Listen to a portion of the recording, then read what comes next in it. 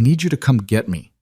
Hannah Whitmore's voice cracked as she sat alone on cold marble steps, watching her sister's wedding celebration through crystal doors she wasn't invited to enter.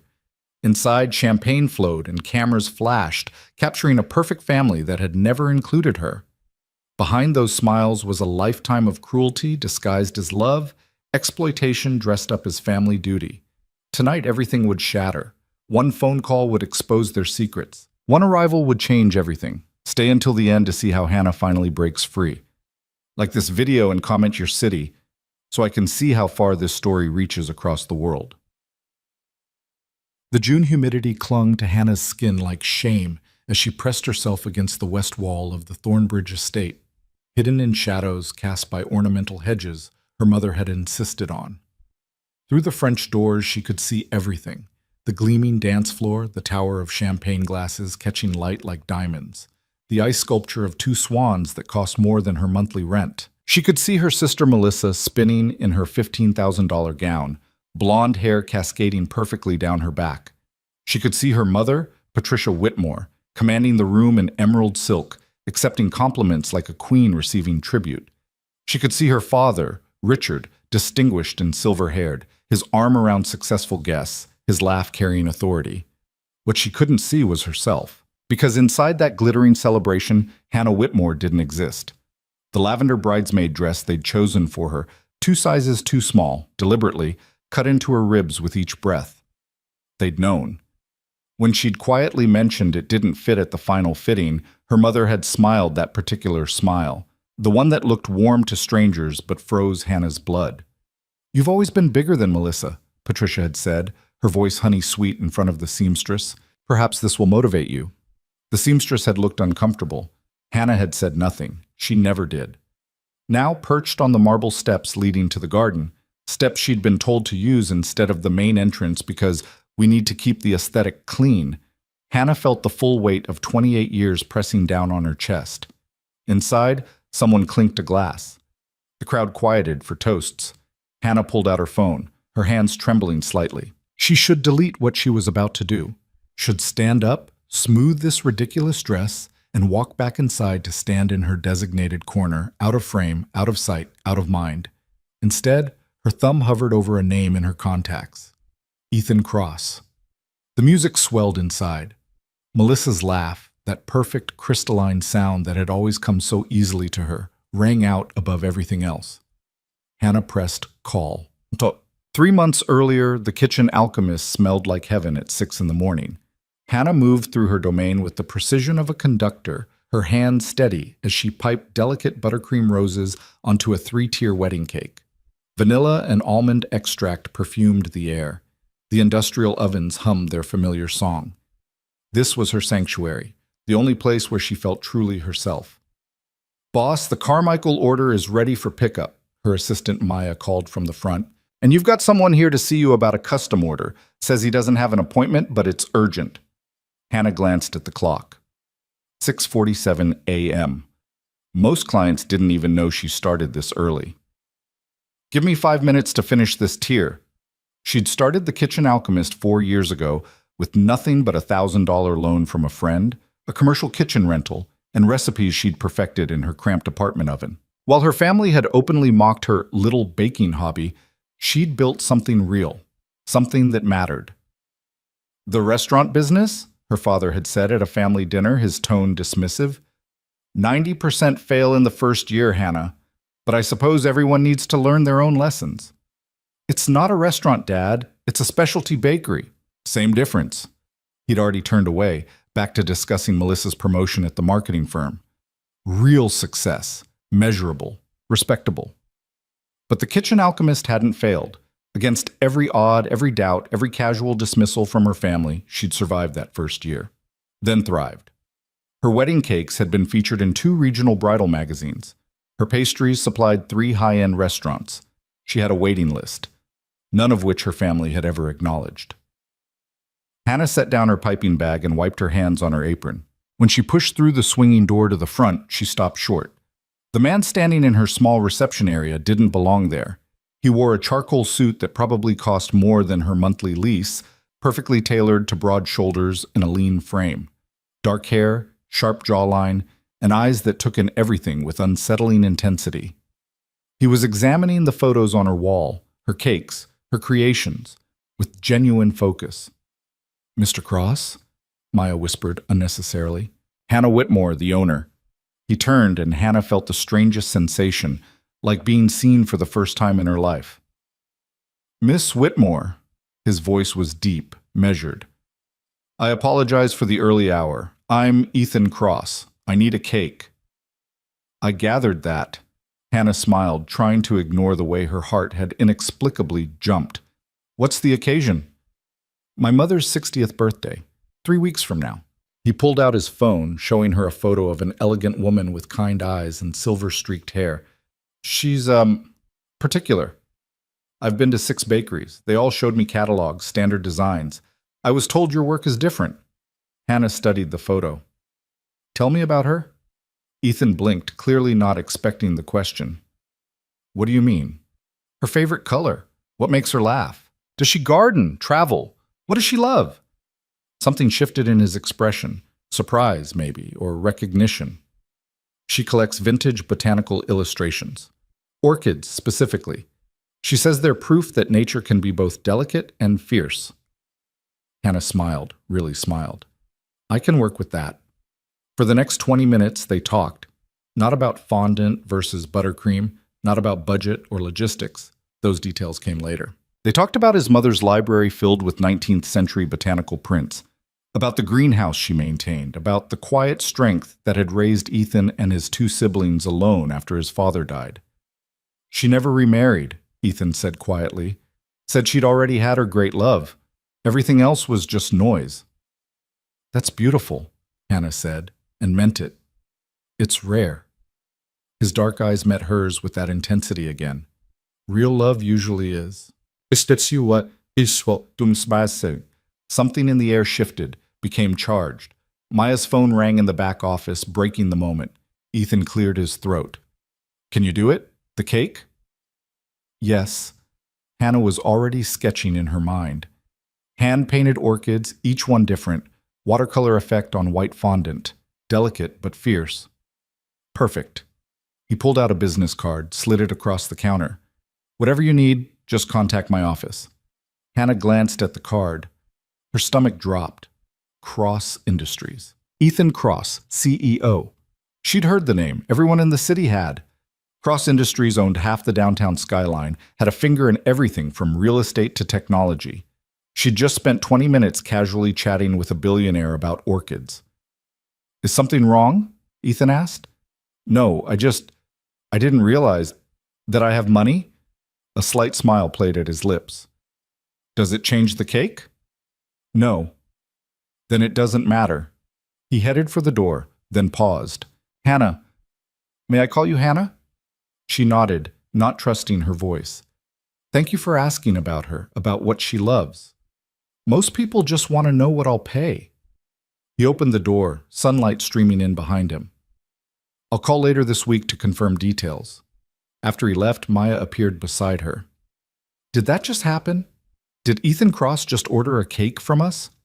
Hannah stared at the business card in her hand, her name written on the back in bold, confident handwriting. "Yeah," she said softly. "I think he did." The cake had been everything Ethan wanted and more. 3 days after his mother's birthday party, he'd called the bakery himself, not through an assistant, not through his office. "She cried," he'd told Hannah. When she saw the orchids, she actually cried. She said it was the most beautiful thing she'd ever seen, that someone truly understood her. "I'm so glad." Hannah had been in the middle of prepping a tiered chocolate ganache cake, but she'd stopped completely, phone pressed to her ear. "I'd like to place another order," Ethan said, "for my company's annual gala. 200 guests. I want you to create something unexpected." "Unexpected how?" "Surprise me. You have complete creative freedom."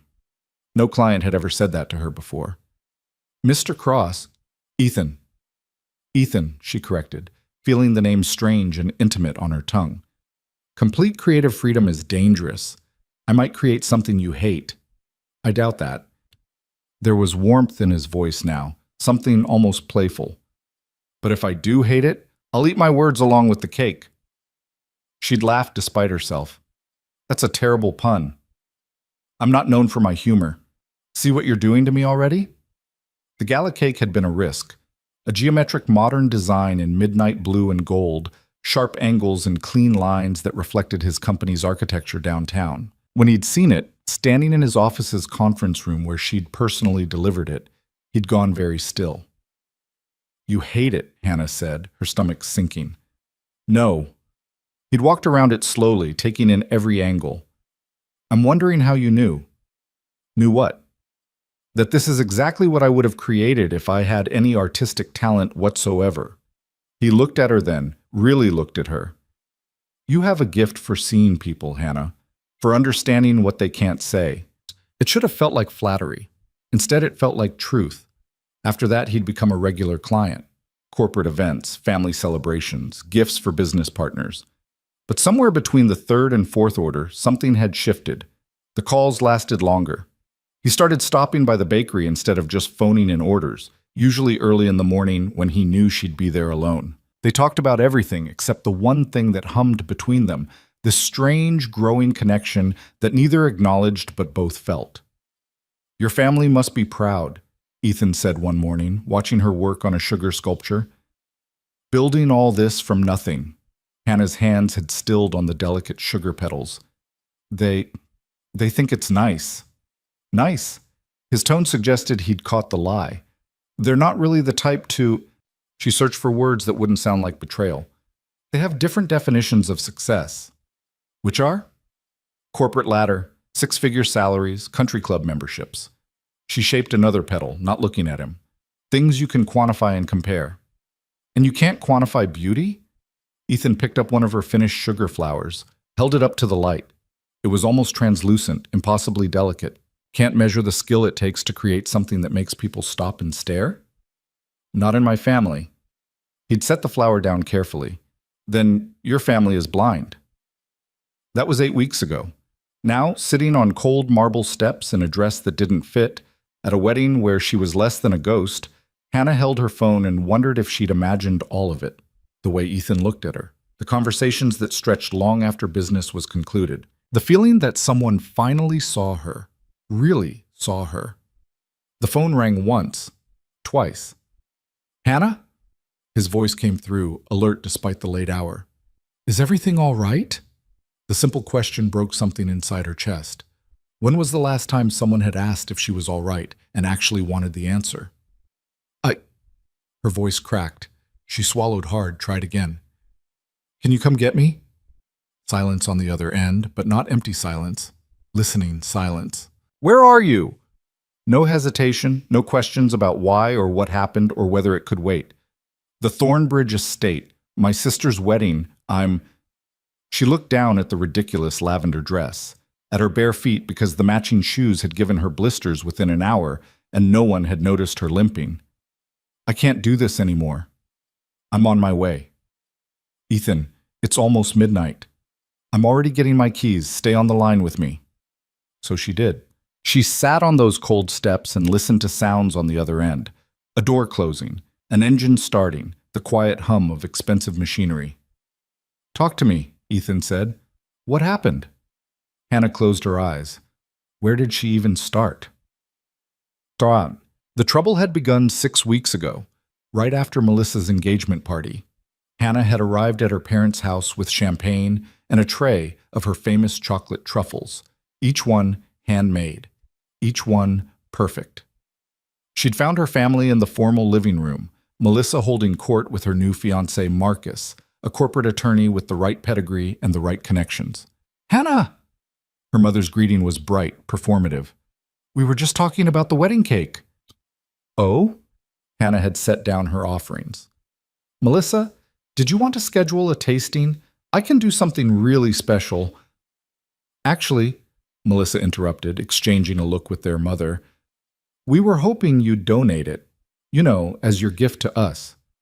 The word donate had landed like a stone in Hannah's stomach. Melissa, a wedding cake for 200 people. You're my sister.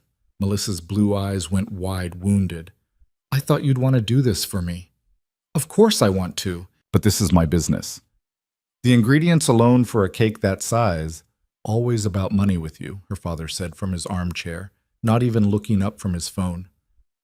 Can't do one thing for family without calculating the cost. Hannah's cheeks had burned. Dad, that's not... I just meant... We've always supported your little bakery, Patricia cut in smoothly. Recommended you to friends, talked you up at parties. The least you could do is one cake. The least you could do. The words that had followed Hannah her entire life. She'd looked around the room, at Melissa's perfect pout, at her mother's expectant expression, at her father's dismissive profile, at Marcus, who looked vaguely uncomfortable but said nothing. Okay, Hannah heard herself say. Okay, I'll do it. Wonderful, Patricia clapped her hands together. Now we're thinking 10 tiers, white fondant with gold leaf, sugar flowers matching the bouquet. 10 tiers? Hannah's voice rose despite herself. Mom, that's not a cake. That's an installation. That would take... You said you'd do it. Melissa's voice turned sharp. Are you backing out already? No, I just... Can we maybe scale it back a bit? 8 tiers would still be stunning, and... Why are you always like this? Melissa stood abruptly. Why do you always have to make everything difficult? I'm getting married, Hannah. This is supposed to be my special day, and you're nitpicking about tiers. I'm not nitpicking. I'm trying to... Forget it. Melissa's eyes glittered with tears that Hannah knew were calculated, practiced. Just forget I asked. I'll find a real bakery that actually cares about quality. Melissa, wait. But her sister had already swept from the room, Marcus trailing dutifully behind her. Hannah stood frozen, chocolate truffles untouched on the coffee table. Look what you've done, Patricia said coldly. Your sister is in tears. I didn't mean to upset her. I was just... You were being selfish. Her father finally looked up, his expression hard, as usual. Hannah had left that night with a sick feeling in her stomach and a commitment to create a 10-tier wedding cake, for free, that would take 2 weeks of work and cost her thousands in materials. She'd thrown herself into it anyway, because maybe, some small voice whispered, if she made it perfect enough, beautiful enough, they'd finally see her worth. The cake became her obsession. She'd sketched designs until her hand cramped, tested flavor combinations until Maya begged her to stop. She'd decided on champagne vanilla cake with raspberry preserves and Swiss meringue buttercream, each tier a different height to create visual drama. The sugar flowers alone took 40 hours.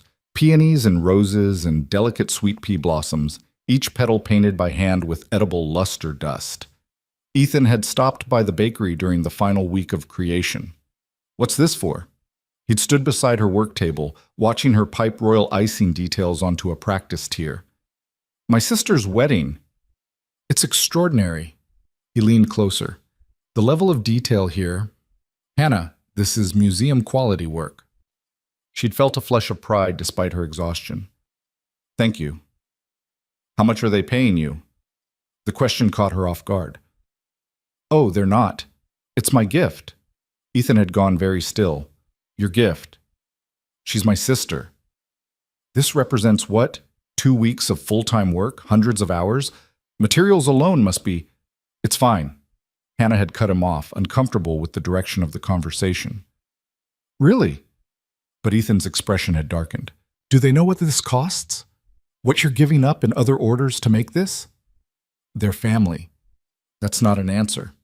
Hannah had set down her piping bag. Why does it matter to you? Because... He'd stopped himself, jaw tight. Because I've seen how talented you are. I've seen people pay thousands for pieces that don't come close to this level of artistry. And the fact that your own family expects you to just donate it? He shook his head. It's not right, Hannah. You don't understand family dynamics. I understand exploitation. The word had hung between them, sharp and ugly.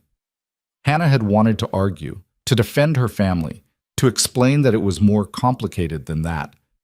But looking at the cake, at the hours of work, the skill, the love she'd poured into something they'd demanded as their due, she'd felt something crack inside her chest. They're not bad people, she'd said quietly. They don't see things the way you do. Ethan had studied her for a long moment. The question is, how do you see things?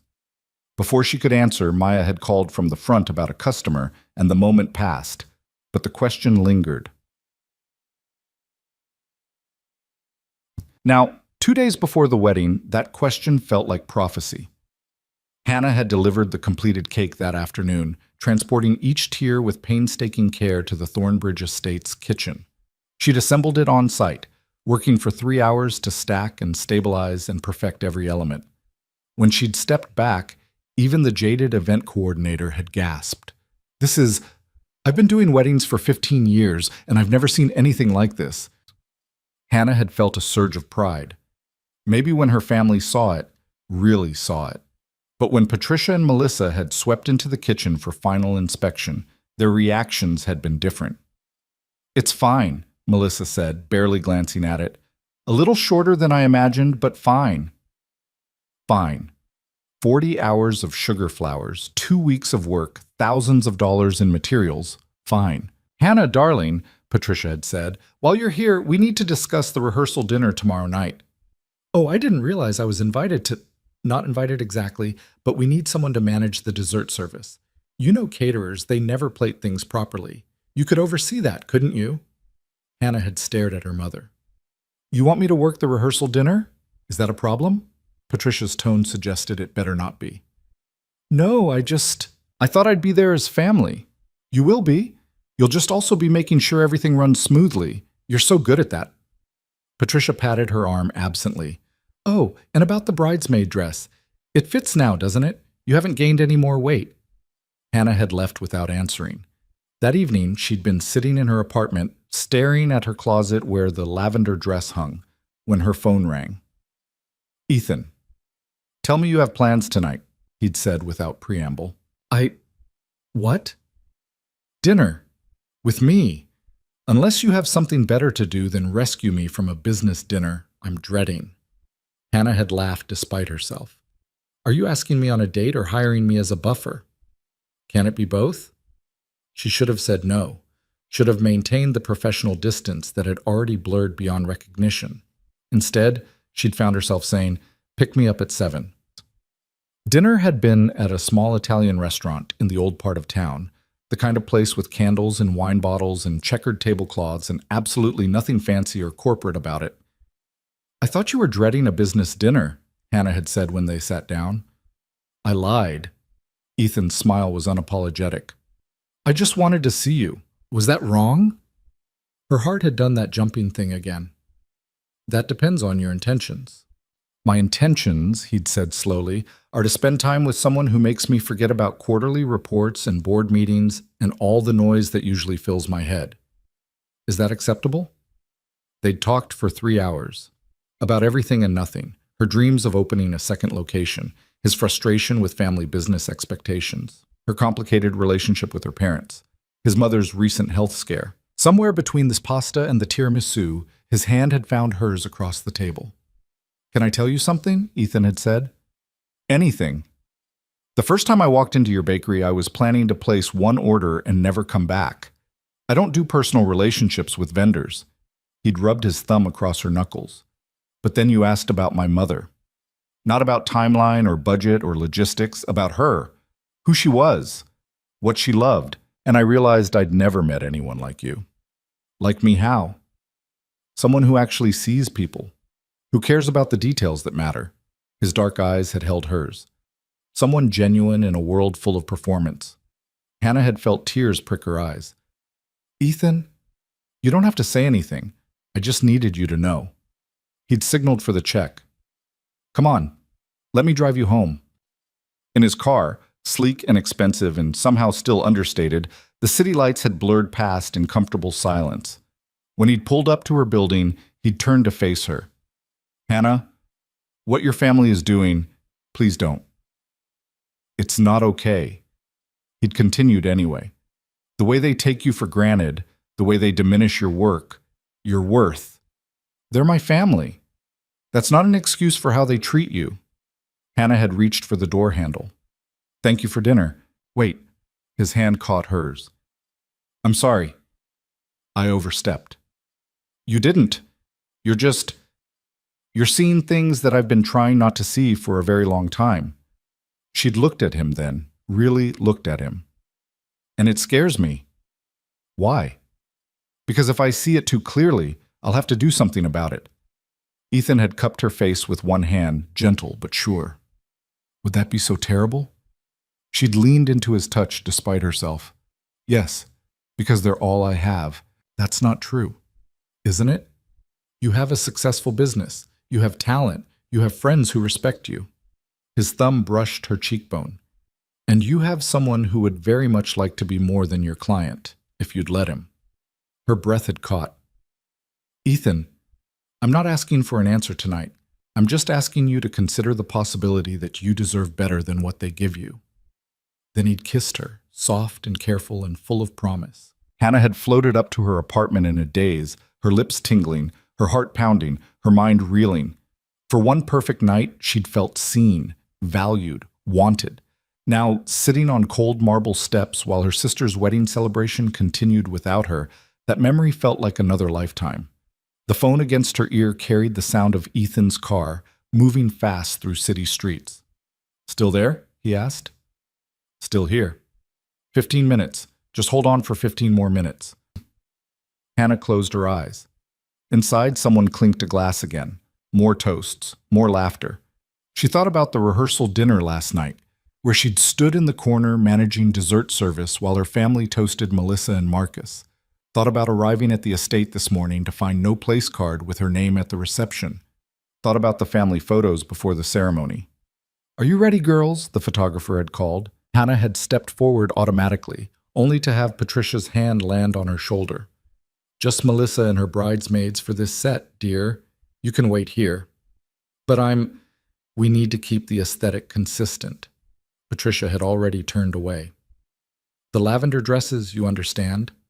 Hannah had understood perfectly. She was wearing the same lavender dress. She just wasn't part of the aesthetic. During the ceremony, she'd sat alone in the back row. During cocktail hour, she'd helped the caterers when someone spilled champagne. During dinner, she'd taken the one empty seat at a table full of distant relatives who didn't remember her name. And through it all, she'd told herself it was fine, that she was being sensitive, that every family had complicated dynamics. Then came the announcement.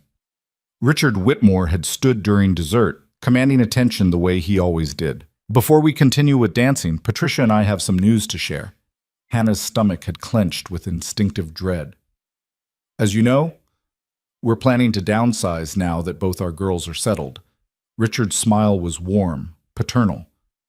We've found a lovely condo downtown, just the two of us, as it should be. Applause. Melissa beaming.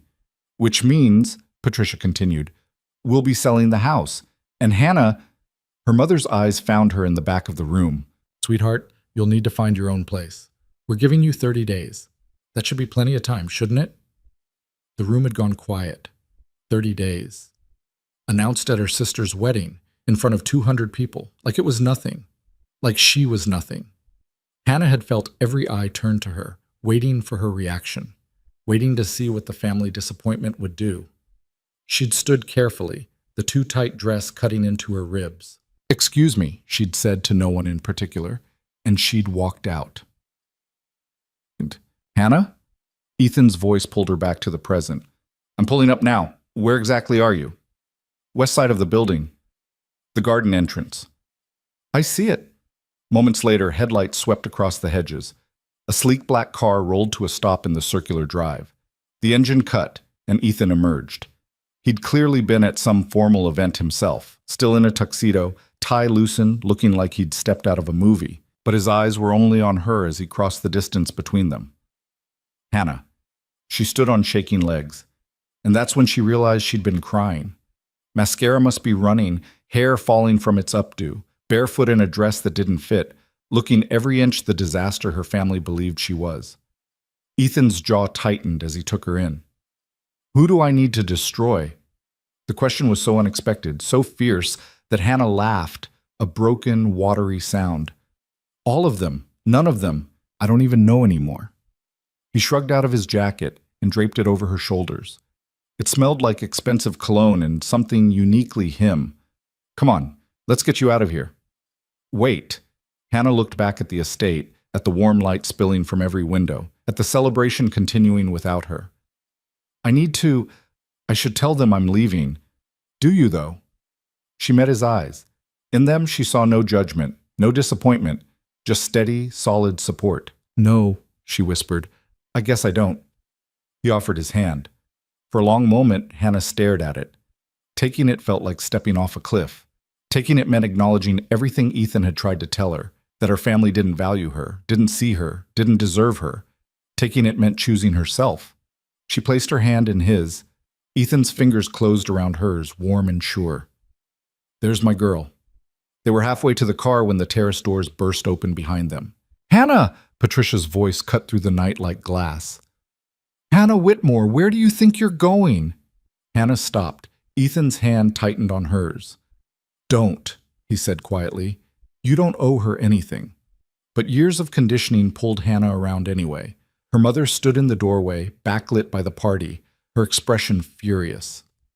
You're making a scene, Patricia hissed, clicking toward them in her heels. Leaving without a word, disrupting your sister's wedding. I'm not disrupting anything, Hannah said. No one even noticed I was gone.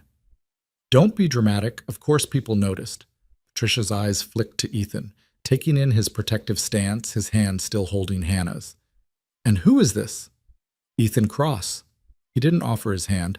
I'm taking Hannah home. I wasn't aware my daughter had a...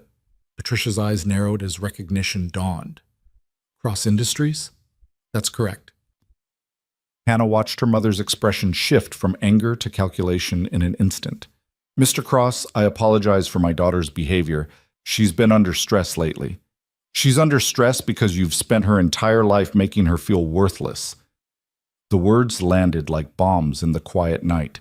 Patricia's face went white, then red. How dare you? How dare I? Ethan's voice remained level, but there was steel underneath. How dare you announce you're evicting your daughter at her sister's wedding? How dare you demand she create a masterpiece worth thousands and call it a gift? How dare you stuff her in a dress that doesn't fit and act like she should be grateful? You know nothing about our family. I know your daughter is the most talented person in this city, and you've spent years convincing her she's not good enough. He stepped forward slightly, still holding Hannah's hand. I know she has built something extraordinary from nothing, and you couldn't be bothered to acknowledge it. I know she deserves so much better than what you've given her. Patricia's mouth opened and closed. For the first time in Hannah's memory, her mother had no response. Hannah, Patricia finally said, turning to her daughter, are you going to let him speak to me this way? The question hung in the air. A month ago, Hannah would have apologized, would have smoothed things over, made herself small, begged forgiveness for someone else's words. Now, she looked at her mother, really looked at her, at the woman who had criticized every pound, every career choice, every moment of Hannah's existence, who had taken her work and called it a gift, who had excluded her from family photos at her own sister's wedding. Yeah, Hannah said softly, I am. Patricia's expression crumbled into something ugly. Fine, leave. But don't come crying back when this, she gestured at Ethan, doesn't work out. Don't expect us to welcome you back with open arms. I won't. Hannah felt something settle in her chest, something like certainty. I'm done expecting anything from you. She turned back to Ethan's car, not waiting for a response. As they walked away, Patricia's voice followed them. You're going to regret this. You're throwing away your family for some man you barely know. Hannah didn't look back. Ethan opened the passenger door for her, waited until she was settled, then closed it with decisive finality. As he walked around to the driver's side, Hannah caught a glimpse of movement in the estate windows, faces pressed to glass, watching. Her family, her sister, all of them witnessing her departure. Good, she thought. Let them watch. Ethan slid into the driver's seat and started the engine. Before pulling away, he looked at her. Are you okay? Hannah thought about the question. Was she okay? She'd just walked away from her entire family. She had 30 days to find a new place to live. She'd publicly burned bridges she'd spent 28 years trying to cross. But sitting here, in this car, with a man who saw her worth even when she couldn't see it herself. Yeah, she said, and meant it. I think I finally am. As they pulled away from the Thornbridge estate, Hannah watched the lights grow smaller in the side mirror. Somewhere in that building was a 10-tier cake she'd poured her heart into, her final offering to people who would never appreciate it.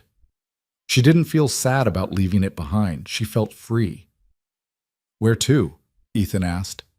Hannah looked at him, at this man who had shown up without question, who had defended her without hesitation, who had seen her when she was invisible to everyone else. "I don't know," she admitted. "I haven't thought past getting out of there. My place is 10 minutes away. You can stay as long as you need." "Ethan, I can't just—" "You can." He glanced at her.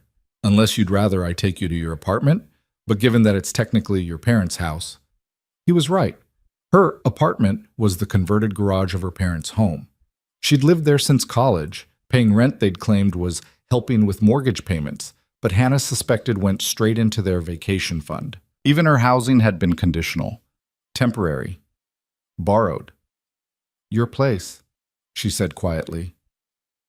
They drove through the city in comfortable silence, the night wrapping around them like a cocoon. Hannah leaned her head against the window, watching familiar streets blur past. Everything looked different somehow. Or maybe she was different. "Can I ask you something?" Ethan's voice was gentle. "Anything." "When you called tonight, you said you couldn't do it anymore. What specifically broke?" Hannah closed her eyes, searching for words. "They took family photos today, before the ceremony. Every possible combination, parents with both daughters, just the sisters, parents with Melissa, grandparents with everyone." She swallowed hard. "I wasn't in a single one." "Jesus, Hannah. I stood there for an hour, watching them arrange and rearrange themselves. The photographer kept looking at me like he thought I should be included, but no one said anything. No one suggested it. I was just there, taking up space, wearing the same dress as the other bridesmaids, but somehow not actually part of the wedding party." "That's not a family." Ethan's hands tightened on the steering wheel. "That's systematic exclusion." I kept telling myself I was being sensitive, that it wasn't personal, that they were just focused on Melissa because it was her big day. Hannah opened her eyes, stared at the passing streetlights. "But then my dad made that announcement about selling the house, and the way he said it, like I was a tenant whose lease was up. Not his daughter, just someone who needed to vacate." "How long have you been living there?" 6 years, since I started the bakery. They said I could save money that way, build up my business." She laughed bitterly. "I've been paying them $800 a month for a converted garage." Ethan pulled up to a sleek high-rise building in the heart of downtown. A valet appeared immediately, opening Hannah's door before she could react. "Welcome back, Mr. Cross." "Thank you, James. This is Hannah. She'll be staying for a while." "Of course, sir." Hannah followed Ethan through a marble lobby to a private elevator. He pressed his thumb to a scanner, and the doors opened directly into a penthouse apartment that took up the entire top floor. Floor-to-ceiling windows showcased the city lights below. Modern furniture in shades of gray and black created clean lines. Everything was immaculate, expensive, and somehow still warm. "Guest room is down the hall on the left," Ethan said, shrugging out of his jacket. "Bathroom attached. Help yourself to anything you need." Hannah stood in the middle of the living room, suddenly overwhelmed. "I don't have anything. Clothes, toothbrush. I left everything." "We'll fix that tomorrow." He disappeared into the kitchen, returned with a glass of water. "Tonight, you just breathe." She took the water with shaking hands. Now that the adrenaline was fading, the full weight of what she'd done was settling in. She'd walked away from her family, called her mother's bluff, burned bridges with no plan for what came next. "I'm homeless," she said suddenly. "Oh my God, I'm homeless." "You're not homeless. You're here. For tonight. But tomorrow and the day after that, Hannah." Ethan set down his own glass and took her hands. "You're not homeless. You're not alone, and you're not going to figure out everything tonight." He guided her to the couch, sat beside her. "Right now, you're going to take a breath and acknowledge that you just did something incredibly brave." "Brave?" She laughed, a slightly hysterical edge to it. "I ran away." "You chose yourself. That's different. Is it?" "Yes." His thumb traced circles on the back of her hand. "Running away is fear. What you did tonight was clarity. You saw the situation for what it was and made a decision." Hannah leaned her head on his shoulder, exhaustion crashing over her. "What if I made the wrong decision?" "Do you really think you did?" She thought about her mother's face when Ethan had called her out, about the wedding photos she'd never be in, about the cake she'd spent weeks creating that Melissa had dismissed in 5 seconds, about a lifetime of being unseen, unheard, unvalued. "No," she whispered. "I don't think I did." "Then stop second-guessing yourself." They sat like that for a long time, Hannah drawing strength from Ethan's solid presence beside her. Through the windows, the city glittered, thousands of lights, thousands of lives, thousands of possibilities. For the first time in her life, Hannah wasn't sure what came next. And strangely, that felt like freedom. Hannah woke to sunlight streaming through unfamiliar windows and the scent of fresh coffee. For one disoriented moment, she couldn't remember where she was. Then it all came rushing back, the wedding, the confrontation, Ethan's car cutting through the night. She sat up slowly, taking in the guest room. Soft gray walls, crisp white linens, a view of the city that made her former apartment, look like a shoebox. On the nightstand sat a folded t-shirt and sweatpants, clearly Ethan's, along with a note in bold handwriting. "Thought you might want something more comfortable. Coffee's ready when you are." Hannah changed quickly, the oversized clothes hanging on her frame, but infinitely better than the lavender dress she'd abandoned in a heap on the floor. In the bathroom mirror, she looked like someone who'd been through a war. Mascara smudges under her eyes, hair a disaster, but something in her expression had changed. She looked tired, yes. Scared, definitely, but not small anymore. The coffee smell led her to a kitchen that belonged in a design magazine. Ethan stood at the counter in jeans and a plain white t-shirt, looking unfairly good for someone who'd probably gotten as little sleep as she had. "Morning," he said, pouring coffee into a second mug. "How do you take it?" "Cream, 2 sugars." Hannah slid onto a bar stool. "You didn't have to let me crash here." "I know." He set the mug in front of her, their fingers brushing briefly. "I wanted to." The coffee was perfect, and Hannah hated how much that small kindness made her throat tight. "I should call Maya. Let her know I won't be in today. Already texted her for you. Hope that's okay." At her startled look, Ethan added, "You left your phone on the bathroom counter last night. The screen lit up with her message asking if you were all right. I just told her you were safe and would call later." Hannah wrapped both hands around the warm mug. "She's going to have questions. Then answer them, or don't. Your life doesn't require explanations anymore." "That's not how life works, Ethan." "It is now." He leaned against the counter, studying her. "What do you want to do today?" The question should have been simple. Instead, it felt enormous. What did she want to do? For 28 years, her days had been dictated by other people's expectations, other people's needs, her family's demands, client deadlines, the constant background noise of trying to prove herself worthy. "I don't know," she admitted. "Okay, let me rephrase.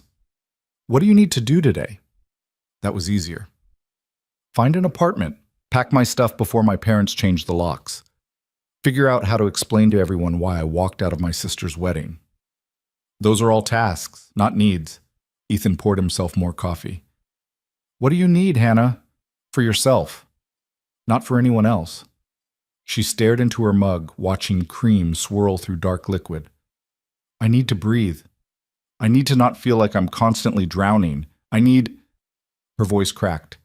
"I need to understand why I wasn't enough for them." Ethan set down his coffee and moved around the counter. Before Hannah could react, he'd pulled her into his arms, solid and warm and safe.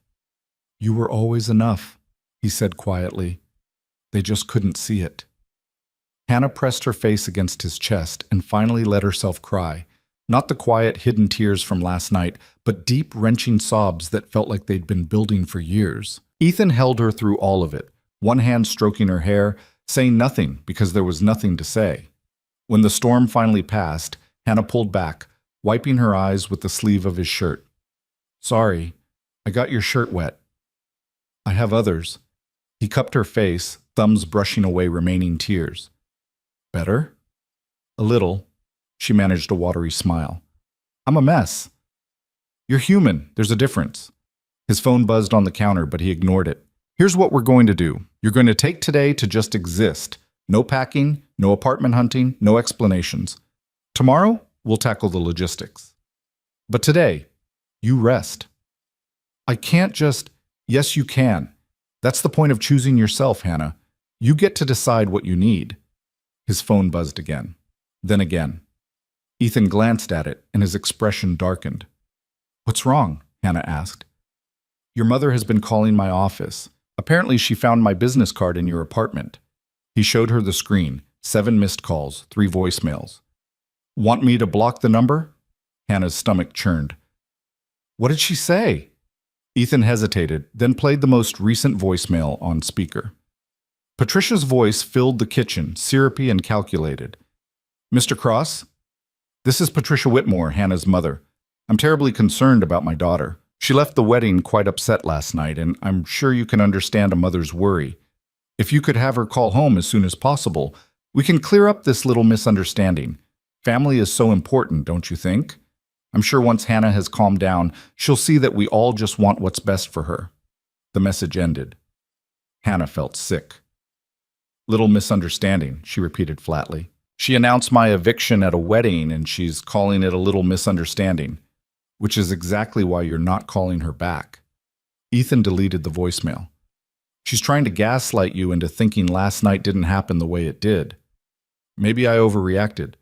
"Hannah, no." His voice was firm. "Do not let her rewrite history. You didn't overreact. You finally reacted appropriately to years of mistreatment." Before Hannah could respond, her own phone started ringing from the bedroom.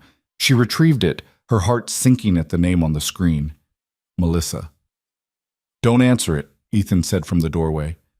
But Hannah's finger was already hovering over the accept button. Years of conditioning screamed at her that ignoring her sister was rude, selfish, wrong. "I have to. She probably just wants to manipulate you into feeling guilty? Yeah, that's exactly what she wants to do." Ethan crossed his arms. "But it's your choice," Hannah answered. "Hello? Are you kidding me right now?" Melissa's voice was shrill, furious. "You ruined my wedding, Hannah. You actually ruined it. Everyone's talking about your dramatic exit instead of my marriage. Do you have any idea how selfish that is?" Something inside Hannah snapped. "Your wedding went on for 4 more hours after I left, Melissa. I don't think I ruined anything. You embarrassed us. Walking out like that, making a scene with some random guy.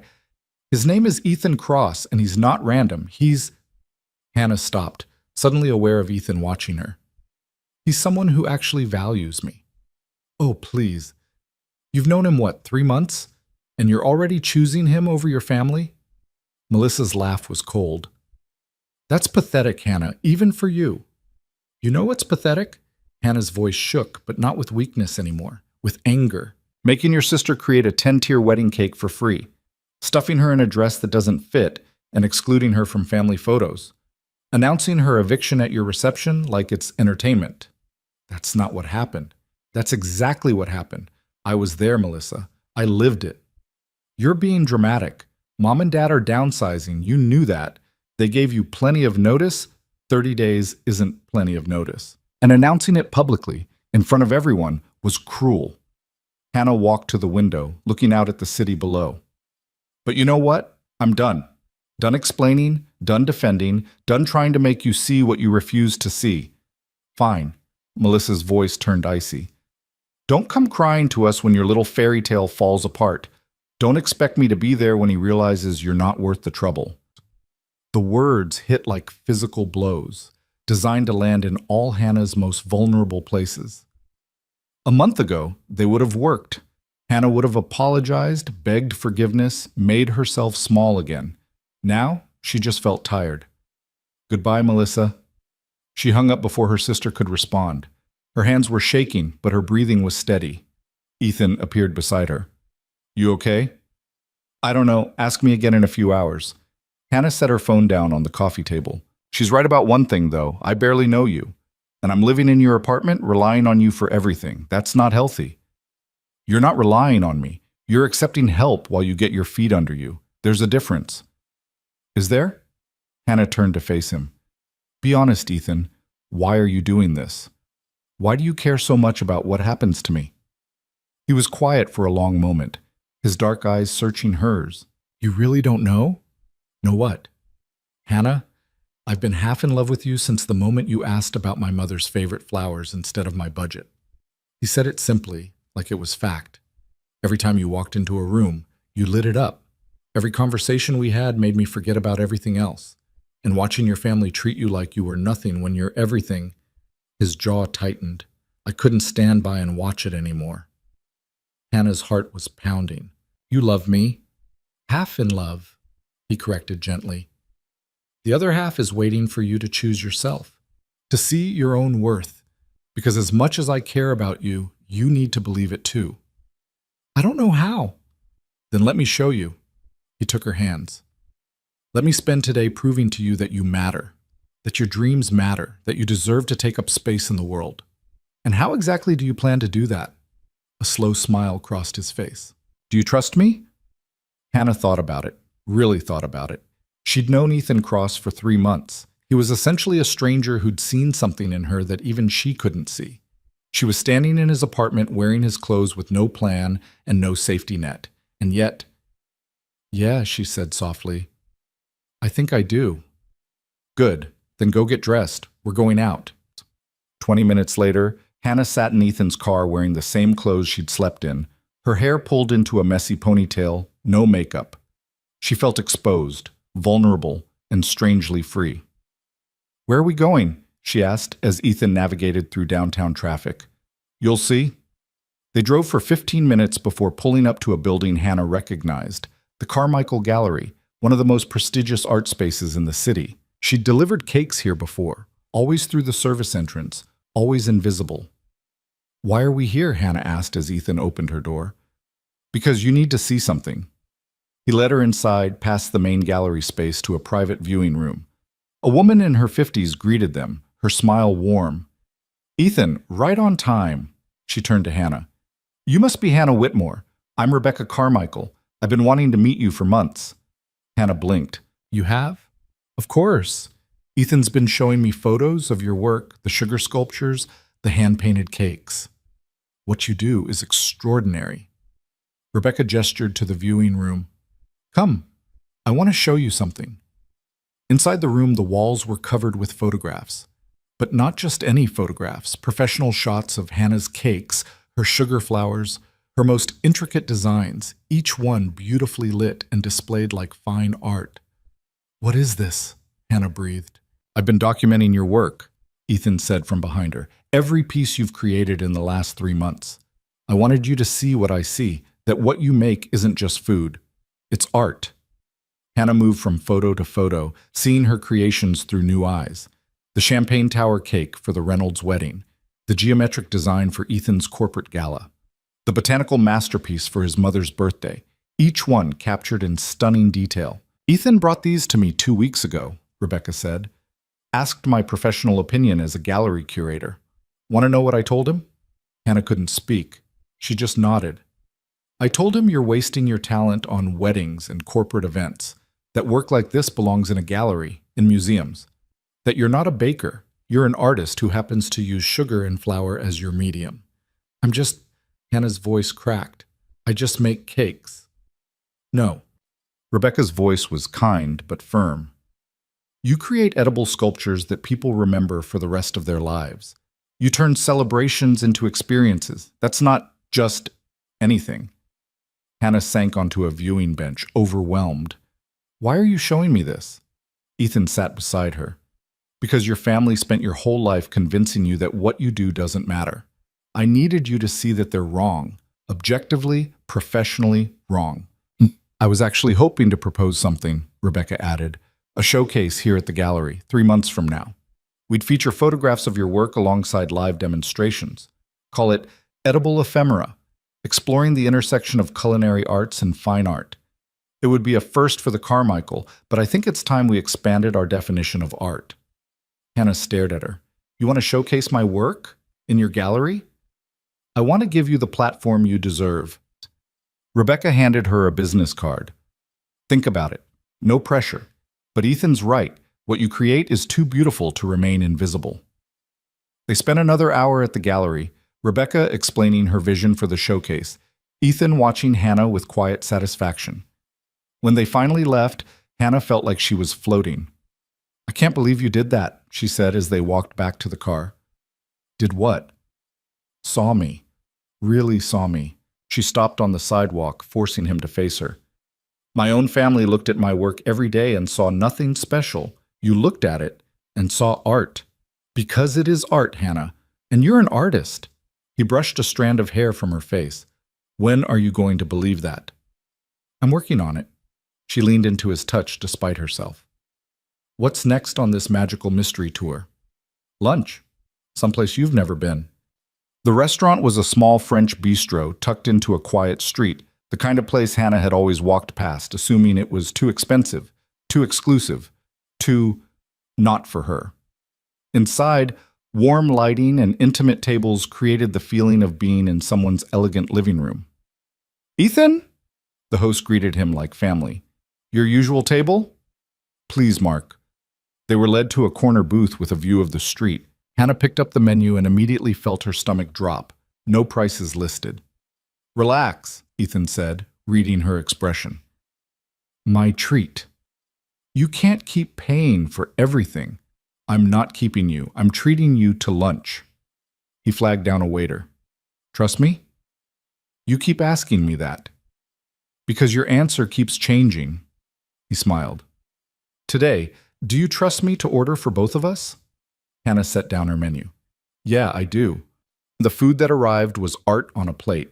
Delicate, beautiful, perfectly executed. As they ate, Ethan told her about growing up in the business world, about the pressure to take over his father's company, about his mother's quiet strength that had taught him the difference between power and kindness. She always said the measure of a person isn't what they take, but what they give, Ethan said, twirling wine in his glass. That real strength is knowing when to be gentle. Is that why you showed up last night? Gentleness. No, last night was me being selfish. He met her eyes. I couldn't stand the thought of you hurting alone. That's not selfish, Ethan. Isn't it? I wanted to be the one who saved you. You didn't save me. Hannah set down her fork. You gave me a safe place to save myself. There's a difference. Something shifted in his expression, pride maybe, or recognition. You're stronger than you think. I'm starting to see that. After lunch, Ethan took her to a bookstore. Not the big commercial chain, but a small independent shop filled with worn leather chairs and the smell of old paper. They wandered the aisles together, Hannah pulling books at random, Ethan watching with quiet amusement. What? She asked, catching his smile. You. You're different today. Different how? Lighter. Like you've put down something heavy. Hannah thought about it. He was right. Despite the upheaval, despite the uncertainty, she felt lighter than she had in years. I think I put down the weight of trying to be enough for people who would never think I was. And how does it feel? Terrifying, freeing, both at once. That sounds about right. They bought a stack of books, poetry, fiction, a cookbook that Hannah absolutely didn't need but wanted anyway. Ethan paid before she could protest, adding her purchases to his own pile. You don't have to keep buying me things, Hannah said as they walked back to the car, arms full of book bags. I know. I want to. He loaded everything into the trunk. When was the last time someone bought you something just because they wanted to see you happy? Hannah opened her mouth to answer, then closed it. She couldn't remember. Birthday presents from her family had always come with strings attached, implied obligations. She'd learned early not to want things because wanting led to disappointment. Exactly, Ethan said softly. So let me do this. Let someone care about you without conditions. The sun was setting as they drove back to the apartment, the city bathed in gold light. Hannah watched it all pass by, this life she'd lived in the margins of, and wondered what it would look like to actually participate, to take up space, to matter. Back at the penthouse, Ethan ordered dinner from a Thai restaurant while Hannah curled up on the couch with one of her new books. It felt domestic, comfortable, like they'd been doing this for years instead of hours. Can I ask you something? Hannah said as they ate pad thai straight from the containers. Anything. Why me? You could have anyone, Ethan. Why fall for the invisible girl with the complicated family? He set down his chopsticks, considering his answer carefully. Because you're not invisible. You're just surrounded by people who refuse to look. He shifted to face her fully. Because when I talk to you, I forget about everything else. Because you see people, really see them, and that's rare. because you're brilliant and talented and kind, and you don't even know it. I'm a mess, Hannah whispered. You're human, and you're finally letting yourself be human instead of perfect. He reached for her hand. That's not a mess. That's courage. It doesn't feel courageous. It never does. Courage usually feels like terror with purpose. They finished dinner in comfortable silence, then moved to the balcony. The city spread out below them, millions of lights representing millions of lives, each one carrying their own weight, their own battles. What happens tomorrow? Hannah asked. Tomorrow, we deal with logistics. Get your stuff from your parents' place, start looking at apartments, figure out the practical side of your new life. Ethan leaned against the railing beside her. But tonight, you just breathe. I don't know how to do this. How to be on my own. You've been on your own for years, Hannah. You just had people around you pretending to be family. He turned to face her. Now you get to build your own family. People who actually see you, who actually care. And you want to be part of that? If you'll let me. Hannah looked at him, really looked at him. This man who'd shown up in the middle of the night, no questions asked, who'd defended her to her mother, who'd shown her own work like it mattered, who'd spent a day proving to her that she deserved to take up space. Why? She asked again. Why do you care so much? Because someone should. He cupped her face gently. And because I want to. Because when I'm with you, everything makes sense. Because you make me want to be better, kinder, more present. I don't know how to let someone in like that. Then we'll figure it out together. He leaned closer, his breath warm against her lips. If you want to. I'm scared. Of me. Of this. Of wanting something good and having it taken away. I'm not going anywhere, Hannah, not unless you ask me to.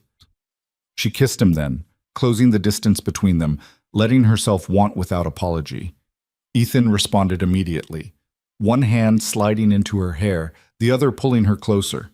The kiss was gentle at first, exploratory, then deeper, as Hannah let herself feel everything she'd been holding back. When they finally pulled apart, both breathing hard, Ethan rested his forehead against hers. Stay, he said quietly. Not just tonight. Stay here while you figure out what's next. Take the time you need. Ethan, I can't just move in. Why not? You need a place. I have space. It's logical. It's not logical, it's... Hannah searched for the word. It's huge. It's a huge step. Then don't think of it as a step. Think of it as a safe place to land while you grow wings. He pulled back to look at her. No pressure, no expectations.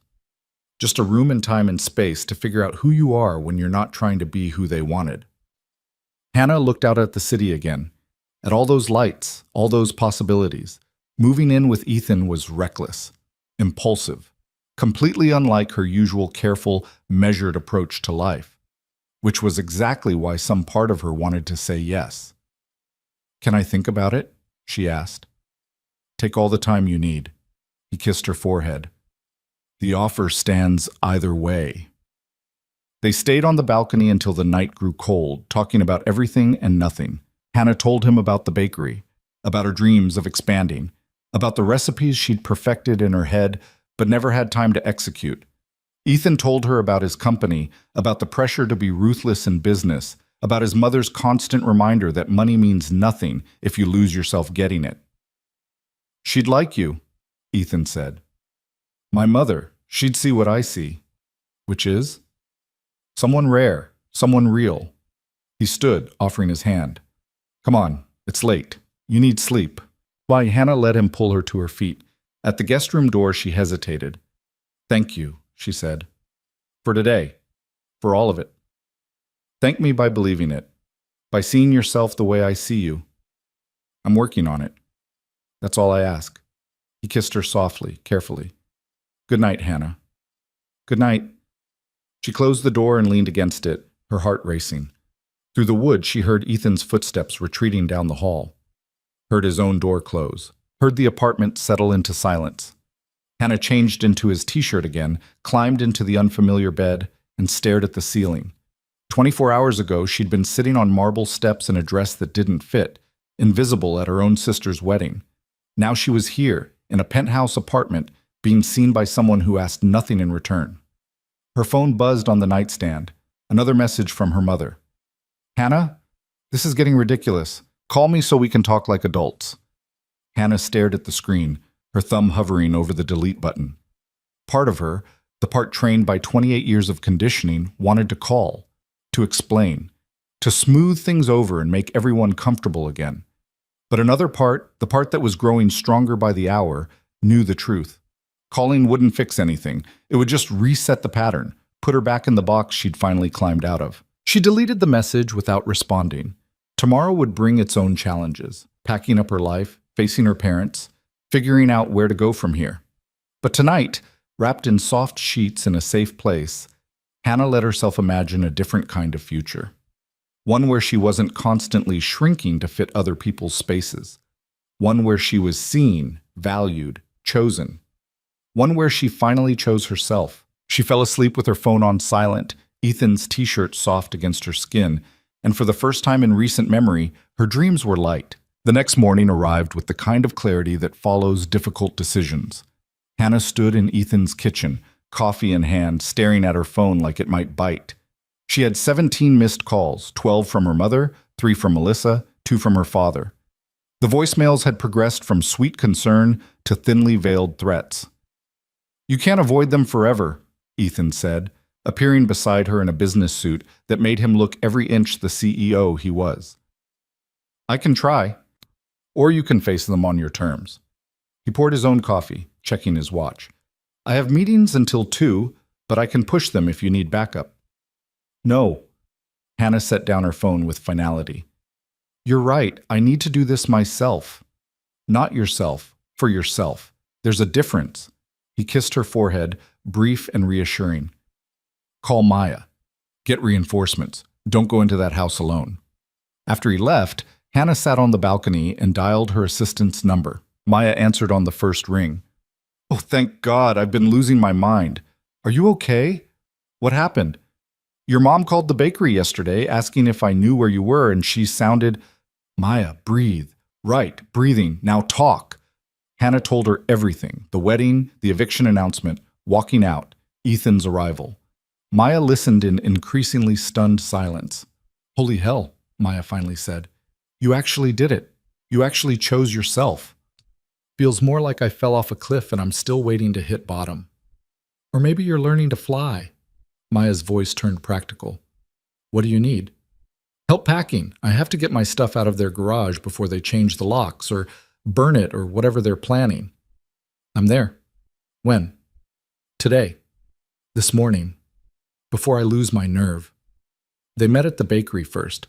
Hannah needed to see her domain, to remind herself that she'd built something real, something that existed independent of her family's approval. The kitchen alchemist smelled like vanilla and butter and home. "I've been keeping things running," Maya said, leading her through to the workspace. "The Morrison wedding cake is ready for Saturday delivery. The Castellano anniversary order is prepped. And we got 3 new inquiries yesterday." Hannah ran her hand along the familiar steel counter. "Thank you for holding down the fort."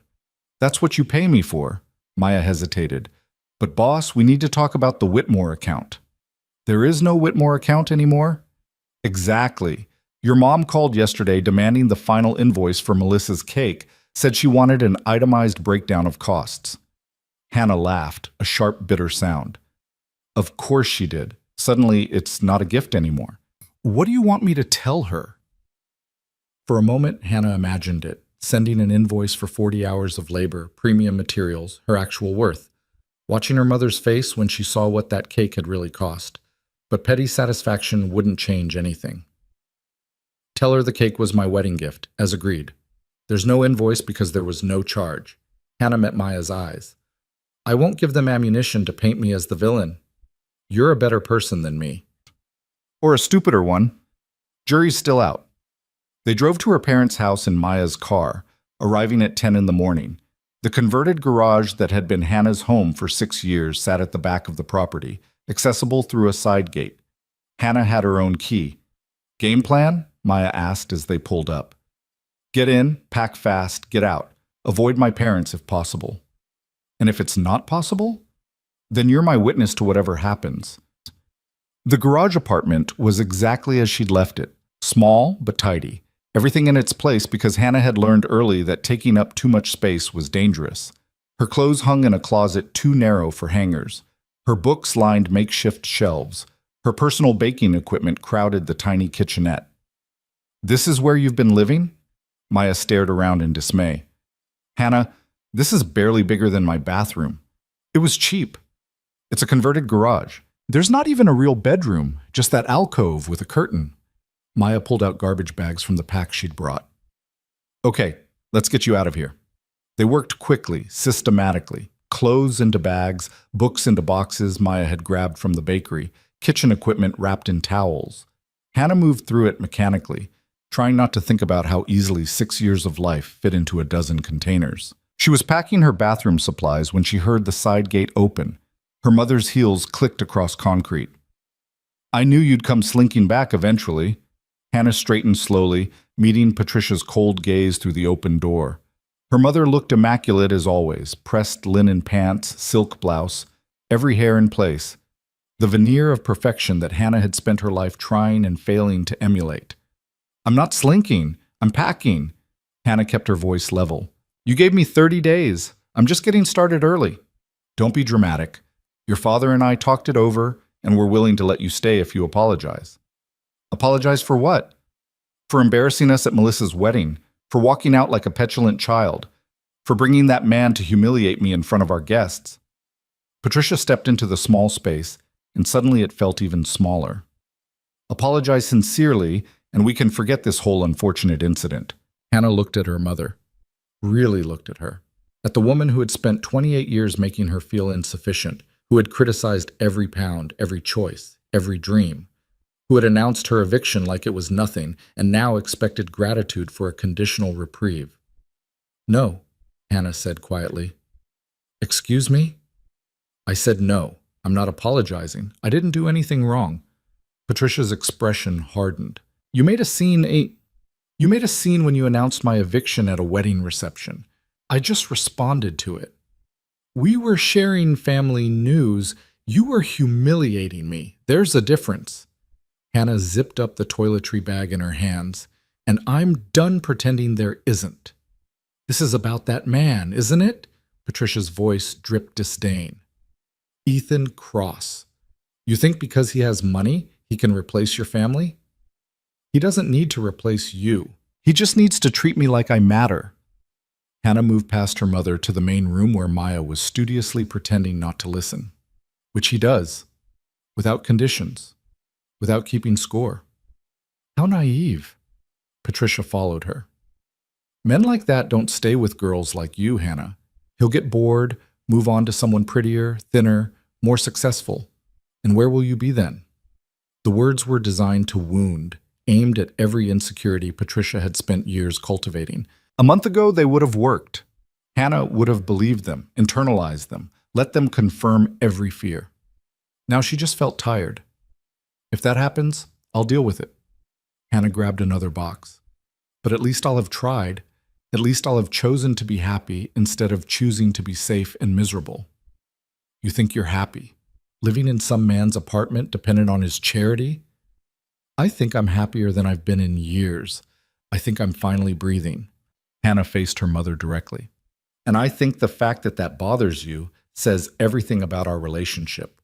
Patricia's carefully composed expression cracked slightly. "After everything we've done for you." "Like what, Mom? Specifically, what have you done for me?" Hannah's voice remained calm, but steel ran through it. "You let me rent your garage for $800 a month. You mocked my career. You demanded free labor disguised as family obligation. You excluded me from photos at my own sister's wedding. So please, tell me, what exactly have you done for me that I should be grateful for?" "We raised you, fed you, clothed you. That's called basic parenting. That's the minimum requirement, not a favor I owe you for." Maya made a small sound that might have been approval. Patricia's face flushed red. "You ungrateful little—" "I'm not ungrateful." Hannah cut her off. "I'm just done. Done trying to earn love that should have been freely given. Done shrinking myself to fit spaces you deliberately made too small. Done apologizing for taking up room in my own family. If you walk out that door with your things, don't expect to come back. I know. Hannah picked up a box, handed another to Maya. I'm counting on it. They loaded Maya's car in silence, Patricia watching from the doorway with an expression that mixed fury and disbelief. On their third trip, Hannah's father appeared, still in his golf clothes. What's all this? Richard asked, though his tone suggested he knew exactly what it was. I'm moving out early, Hannah said. Seemed easier than dragging it out for 30 days. Patricia, what's going on? He looked to his wife for explanation, as he always did. Your daughter is having a tantrum, Patricia said coldly. Apparently we're terrible parents because we asked her to find her own place. You didn't ask. You announced. Hannah loaded another box. At Melissa's wedding, in front of 200 people. Richard's expression flickered. Discomfort, maybe, or the ghost of shame. That was poorly timed. Your mother gets excited, says things without thinking. Dad, she thinks everything. Every word, every slight. Hannah faced him. You both do. It's calculated. It's always been calculated. That's not fair. Isn't it? When's the last time either of you told me you were proud of me? When's the last time you came to the bakery, saw what I built, and acknowledged it was real? Hannah's voice stayed steady. I don't need an answer. I already know. Never. Because in your eyes, I've never been enough. Hannah, you're being oversensitive. No, I'm being honest. Finally. She grabbed the last box from inside. And the truth is, I don't need you to see my worth anymore. I see it. Other people see it. That's enough. Where will you even go? Patricia demanded. Back to that man's apartment, playing house until he gets tired of you? Maybe. Or maybe I'll find my own place, build my own life, surround myself with people who actually want me around. Hannah opened Maya's trunk, fitting the final box inside. Either way, it's not your concern anymore. You're making a mistake, Richard said, and for a moment he almost sounded sad. Family is everything, Hannah. You'll regret this. Hannah looked at her parents, these people who had given her life but made her feel small, who had provided a roof but made it conditional, who had called themselves family but never acted like it. The only thing I regret, she said quietly, is not doing this sooner. She got in Maya's car without looking back. As they pulled away, Hannah caught a glimpse of her parents in the side mirror, standing in their perfect driveway, in front of their perfect house, looking small and confused and somehow diminished. Holy shit, Maya breathed once they'd turned the corner.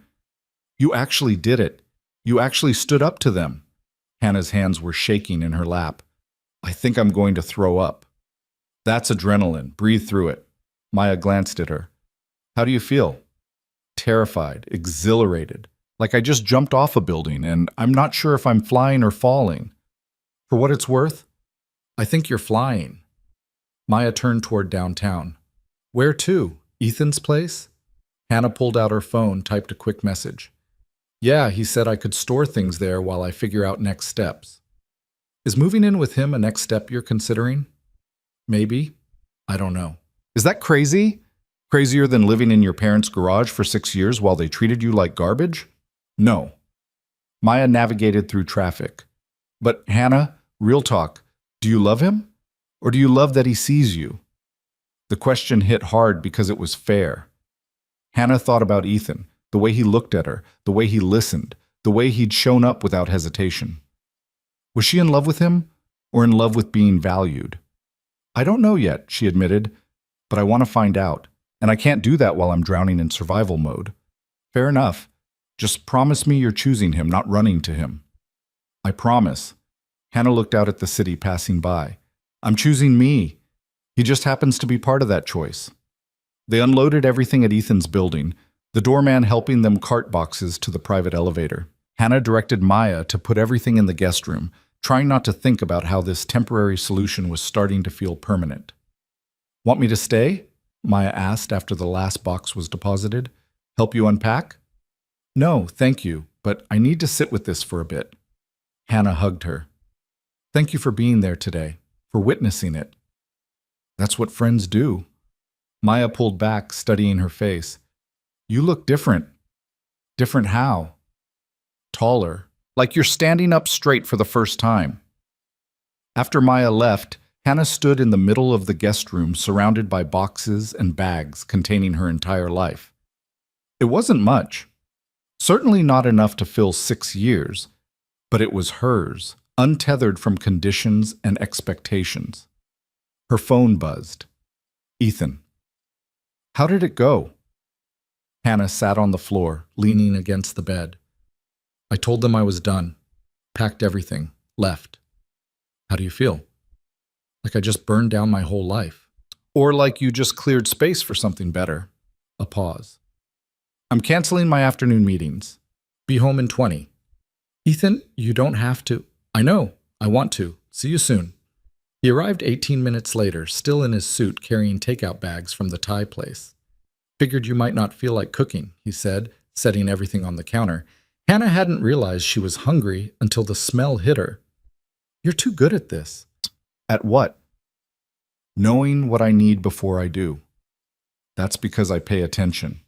He pulled her into a hug, and Hannah let herself sink into it.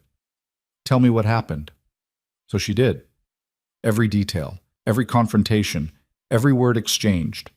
Ethan listened without interrupting, his hand stroking her hair, his presence solid and reassuring. I'm proud of you, he said when she finished. For what? Cutting off my family? For choosing yourself. For standing up to people who've spent your whole life making you small. He pulled back to look at her. That takes incredible courage. It doesn't feel courageous, it feels selfish. Choosing yourself is never selfish, Hannah. It's survival. He led her to the couch, handed her a container of pad thai. Eat. Then we'll talk about next steps. They ate in comfortable silence, the city sprawling below them through floor-to-ceiling windows. Hannah felt hollowed out, emptied of something she'd carried so long she'd forgotten it was there. Can I ask you something? She said finally. Always? Why haven't you asked me to move in officially? You keep saying I can stay, but you haven't actually asked. Ethan set down his food, considering his words carefully. Because I don't want you to say yes out of necessity. When you move in here, if you move in here, I want it to be because you choose to, not because you have nowhere else to go. That's very noble. It's self-preservation. He smiled slightly. I'm half in love with you, remember? The other half is waiting for you to choose me, not need me. And if I can't tell the difference right now, then we wait until you can. He took her hand. Hannah, I want you here. I want to wake up to you every morning and fall asleep beside you every night. I want to build something real with you, but not if it's born from desperation. Not if you're settling for me because I'm safe. You think I'm settling? I think you're in crisis mode. And people in crisis make decisions based on survival, not desire. He squeezed her hand. So here's what I'm proposing. Stay here, in the guest room, for as long as you need. No pressure, no expectations. Just time and space to figure out who Hannah Whitmore is when she's not trying to please people who can't be pleased. And then? Then, when you know yourself again, when you've built your own foundation, you can decide if you want me to be part of your life. Not because I rescued you, because you choose me. Hannah felt tears prick her eyes. What if figuring myself out takes a long time? Then it takes a long time. I'm not going anywhere. Why? Why are you so patient with me? Because you're worth waiting for. He brushed a tear from her cheek. And because I've spent my whole life around people who want me for what I have. You want me for who I am. That's worth any amount of waiting. She kissed him then, soft and grateful and full of something she couldn't quite name yet. Ethan responded gently, his hands cradling her face like she was something precious. Thank you, Hannah whispered against his lips. For what? For seeing me, for being patient, for not trying to fix me. You don't need fixing. You just need space to grow. They spent the evening unpacking Hannah's things, Ethan helping her organize the guest room into something that felt like home. He hung her clothes in the closet, arranged her books on built-in shelves, made space in the bathroom for her toiletries. This feels permanent, Hannah said, watching him work. It can be as permanent or temporary as you want. This is your space for as long as you need it. What about when you have other guests? I'll tell them the room is occupied. He smiled. Hannah, stop looking for reasons why you don't belong here. You belong here because I want you here. Full stop. That night, Lying in the guest bed that was starting to feel familiar, Hannah stared at the ceiling and tried to process everything that had happened in 3 days. She'd walked out on her family, confronted her parents, packed up her life. And somehow, instead of feeling lost, she felt found. Her phone buzzed with a text from Melissa. "Mom told me what you said to them. I hope you're happy. You've officially destroyed this family." Hannah stared at the message for a long moment. The old Hannah would have called immediately, apologizing, begging forgiveness, trying to fix what she'd allegedly broken. The new Hannah, the one who was learning to stand up straight, saw the message for what it was. Manipulation. An attempt to make her responsible for their dysfunction. She deleted it without responding. Another text came through, this time from a number she didn't recognize. "Hannah, this is Rebecca Carmichael. I hope it's okay that Ethan gave me your number. I wanted to follow up on the gallery showcase proposal. Would you be available to meet this week to discuss details? I really believe we could create something special together." Hannah read the message 3 times, her heart pounding. A gallery showcase. Her work, recognized as art, a platform she'd never imagined having, offered without conditions or strings. She typed back, "Yes, I'd love to discuss it. Thank you for thinking of me." The response came within minutes. "Thank you for being brilliant. How's Thursday at 2 p.m.? Perfect. Hannah set down her phone and let herself smile. In the span of 3 days, she'd lost her family and gained possibility.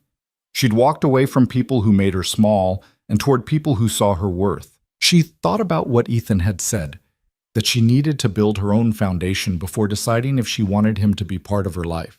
It was terrifying and freeing at once. For 28 years, she'd defined herself by other people's standards. Now she had the chance to define herself by her own. The question was, who was Hannah Whitmore when she wasn't trying to be enough for people who would never think she was? She fell asleep thinking about sugar flowers and gallery walls, about businesses built on passion instead of approval, about a life where she took up space without apologizing for it. And for the first time in her memory, her dreams were hers alone. The next morning, Hannah woke to sunlight and the smell of coffee. She found Ethan in the kitchen, already dressed for work, reading something on his tablet. "Morning," he said, pouring her a mug. "Sleep okay?" "Better than I expected." Hannah accepted the coffee gratefully. "What's that?" "Article about the restaurant industry. There's a commercial kitchen space opening up downtown, bigger than what you have now, better location." He turned the tablet to show her. "Thought you might be interested." Hannah scanned the listing. The space was beautiful, professional-grade equipment, plenty of room, positioned perfectly between the business district and the arts quarter. It was also expensive. "I can't afford this," she said. "Not yet. But if the gallery showcase goes well, if you expand your client base..." Ethan shrugged. "I'm not saying buy it tomorrow. I'm saying keep it in mind as possibility. You're trying to help me build my own foundation. I'm trying to show you what's possible when you're not held back by people who want you to stay small." He checked his watch. "I have to go. Meetings all day, but I'll be home by 7. Want to do dinner? Here or out? Wherever you want." After he left, Hannah sat at the kitchen island with her coffee and her phone and a growing sense of purpose. She had a meeting with Rebecca Carmichael on Thursday. She had a bakery to run.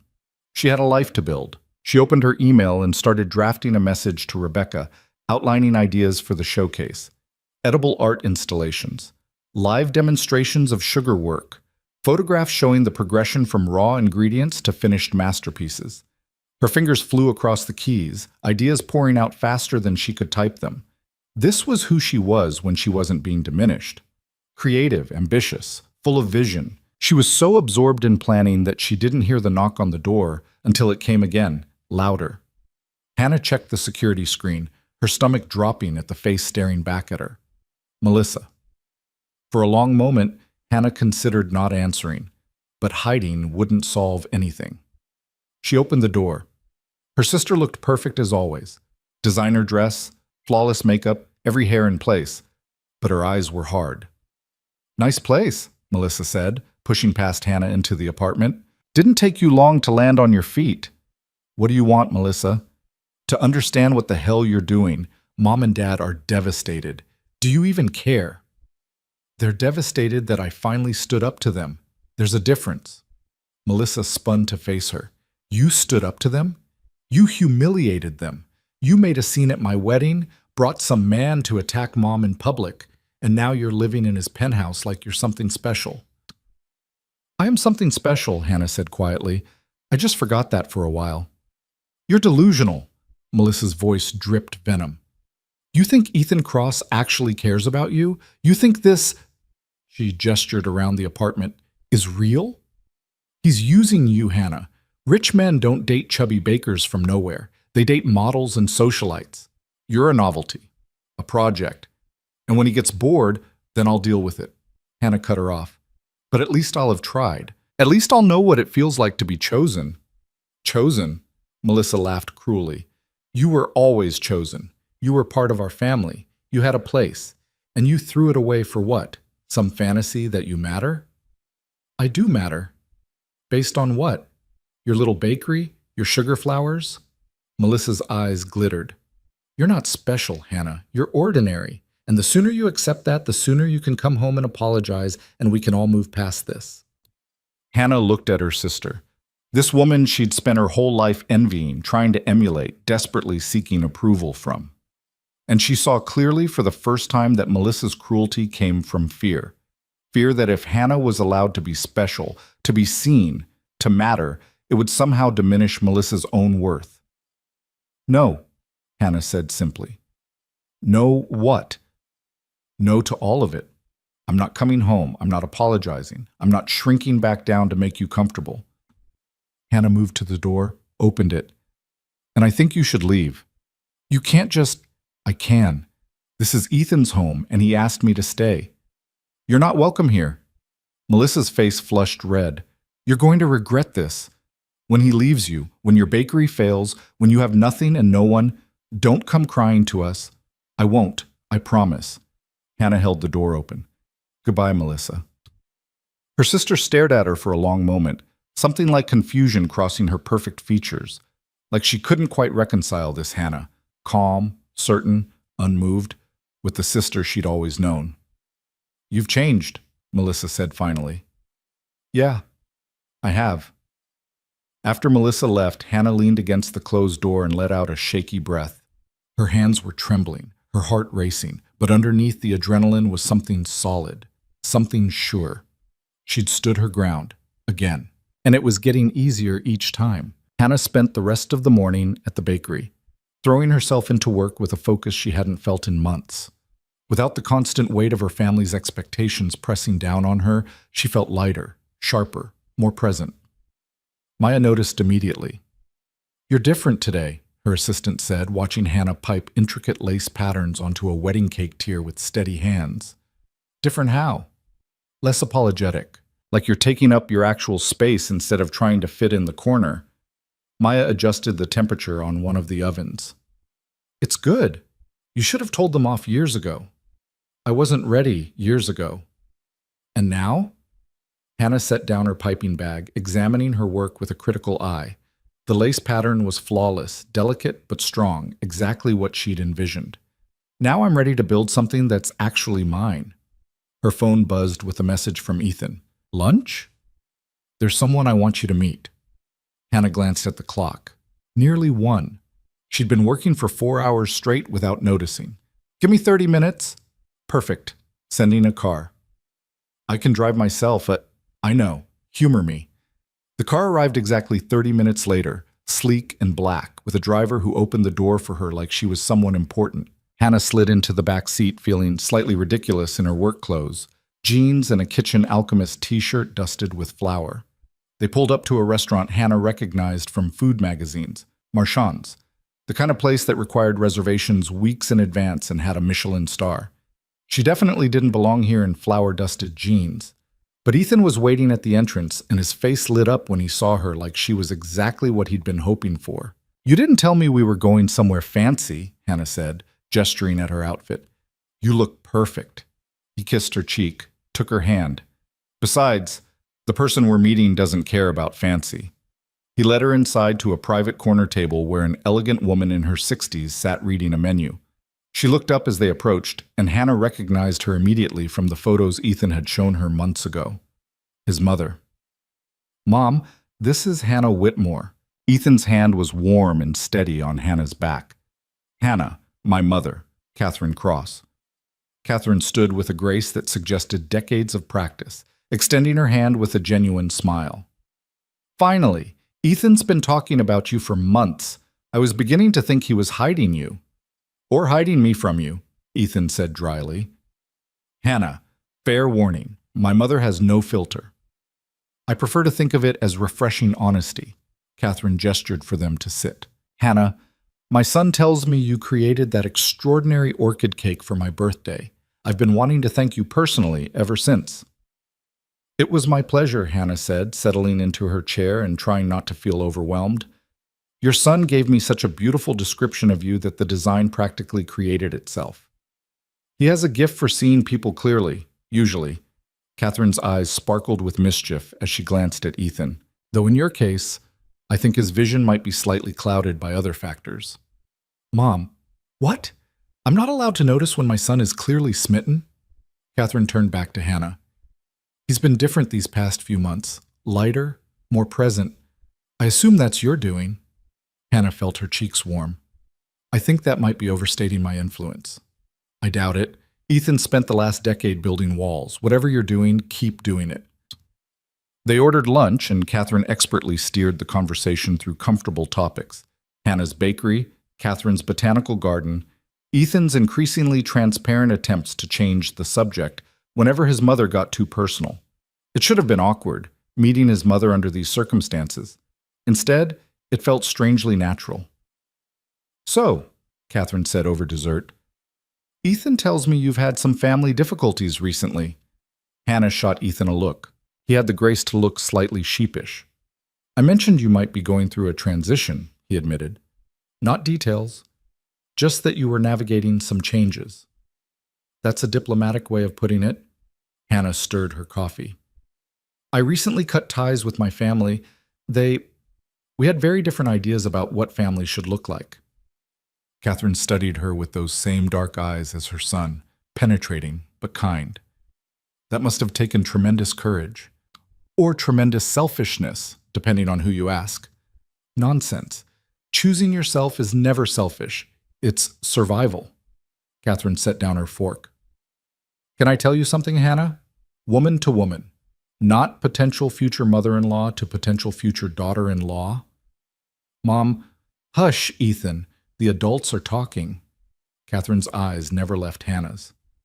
Family isn't defined by blood or obligation. It's defined by who shows up for you, who sees your worth without you having to prove it, who celebrates your success instead of diminishing it. Hannah felt her throat tighten. That's a lovely idea, but you've never experienced it, so it feels impossible. Catherine reached across the table, squeezed Hannah's hand briefly. I understand. I grew up with parents who thought love was something you earned through perfection. It took me years to learn that real love isn't conditional. How did you learn it? I married a man who loved me exactly as I was. Then I had children who I chose to love the same way. She glanced at Ethan with unmistakable affection. Breaking cycles is hard, but it's possible, and you're already doing it. I'm not doing anything. I'm just trying to survive. Survival is doing something, especially when staying would have been easier. Catherine signaled for the check. Hannah, I'm going to give you some unsolicited advice. Are you ready? Do I have a choice? Not really. Here it is. Stop waiting for permission to take up space. Your family trained you to be small. You're not small. You're extraordinary. Start acting like it. The words landed like a benediction, a permission Hannah hadn't known she needed. She blinked back unexpected tears. Thank you, she managed. Don't thank me. Prove me right. Catherine stood, kissed Ethan's cheek. I have a garden club meeting. You two stay, finish your coffee. Hannah, I hope we'll see each other again soon, preferably at family dinner next Sunday. Ethan will text you details. She swept out with the same elegant confidence she'd arrived with, leaving Hannah slightly dazed. I'm sorry, Ethan said once his mother was gone. She can be a lot. She's wonderful. Hannah wiped her eyes. Did she just invite me to family dinner? Apparently, you don't have to go if it's too soon. I want to. The words surprised Hannah, even as she said them. Is that crazy? I just escaped one family and I'm already trying to join another? You're not trying to join anything. You're accepting an invitation. There's a difference. Ethan took her hand across the table. My family's not perfect. My brother can be intense, my sister asks too many questions, and family dinners usually involve at least one argument about politics or business. But they're real. They show up. And my mother's right. They'll see your worth without you having to prove it. I don't know how to do that. Be part of a family that actually wants me there. Then we'll figure it out together. He raised her hand to his lips, kissed her knuckles. One dinner at a time. That afternoon, Hannah met with Rebecca Carmichael at the gallery. Rebecca had transformed the private viewing room into a workspace, sketches and photographs covering every surface. I've been thinking about this nonstop since Ethan first showed me your work, Rebecca said, spreading out concept drawings. I see 3 rooms, the first showcasing photographs of your completed pieces, the wedding cakes, the sculptures, the intricate sugar work. The second room features a live workspace where you demonstrate techniques throughout the show's run. And the third, she pulled out a larger sketch, installation pieces. Sugar sculptures designed specifically for gallery viewing, not consumption, art for art's sake. Hannah stared at the drawings, her mind racing. This is incredible. But Rebecca, I've never done installation work. I've never created something not meant to be eaten. Then this is your chance to try. No deadlines, no clients, no one telling you what they want. Just you, your vision, and complete creative freedom. Rebecca's eyes gleamed with excitement.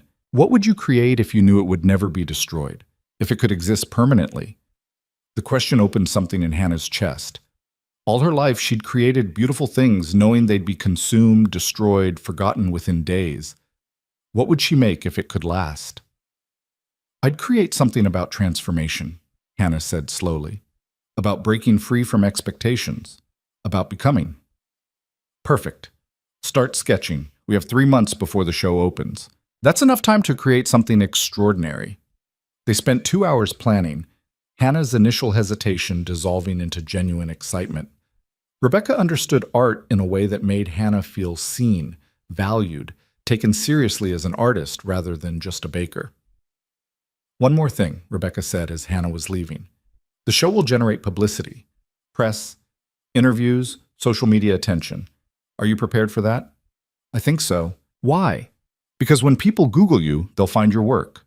They'll also probably find your family. Small town girl makes good, that kind of story. Rebecca's expression turned careful. I'm not trying to scare you, just prepare you.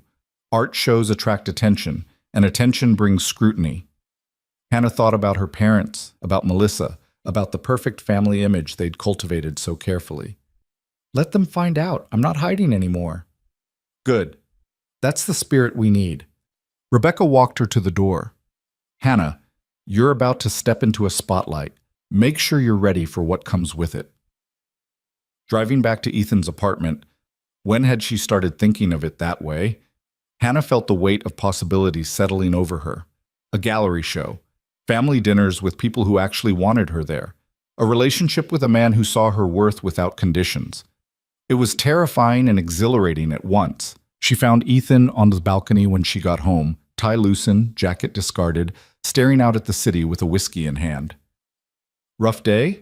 She asked, sliding the door open. Long day. How was the meeting with Rebecca? Hannah moved to stand beside him, accepting the glass when he offered it. Inspiring. Overwhelming. She wants me to create installation pieces, sugar sculptures that aren't meant to be eaten. What are you thinking? That I have no idea how to do that, and that I can't wait to try. She took a sip of whiskey, felt it burn pleasantly down her throat. Your mother invited me to family dinner. I know, she texted me 17 times about it. Ethan smiled. Are you okay with that? I think so. It's just strange. A week ago I had a family that didn't want me. Now I'm being invited into one that does. You're not replacing one with the other, Hannah. You're just allowing yourself to be part of something healthier. They stood in comfortable silence, watching the sun set over the city. Hannah felt the warmth of the whiskey, the solid presence of Ethan beside her, the possibility of the future stretching out like an open road. Can I ask you something? She said finally. Always. When you said you were half in love with me, when does the other half happen? Ethan turned to face her fully, setting down his glass. When you choose me, when you're standing on your own foundation, not needing me for stability, and you look at me and decide I'm what you want anyway. That's a lot of pressure. It's not pressure, it's patience. He cupped her face gently. Hannah, I could tell you I love you right now. It would be true. But I want you to hear it when you believe you deserve it. When you're not questioning whether I'm just saying it because you're vulnerable. What if I never feel that secure? Then I'll keep proving it until you do. He kissed her forehead. I'm not going anywhere. Take all the time you need. That night, Hannah lay in the guest bed staring at the ceiling and thinking about foundations, about building something solid beneath her feet, about the difference between needing someone and choosing them. Her phone buzzed with an email from an unfamiliar address. She almost deleted it, assuming spam, but something made her open it. The subject line read, "Saw your sister's wedding cake." The email was from a wedding planner named Victoria Chen. Ms. Whitmore, I attended Melissa Whitmore's wedding last weekend and was absolutely blown away by the cake. The detail work was extraordinary, easily the most beautiful wedding cake I've seen in 15 years in this industry. I have 3 clients who would be perfect fits for your aesthetic.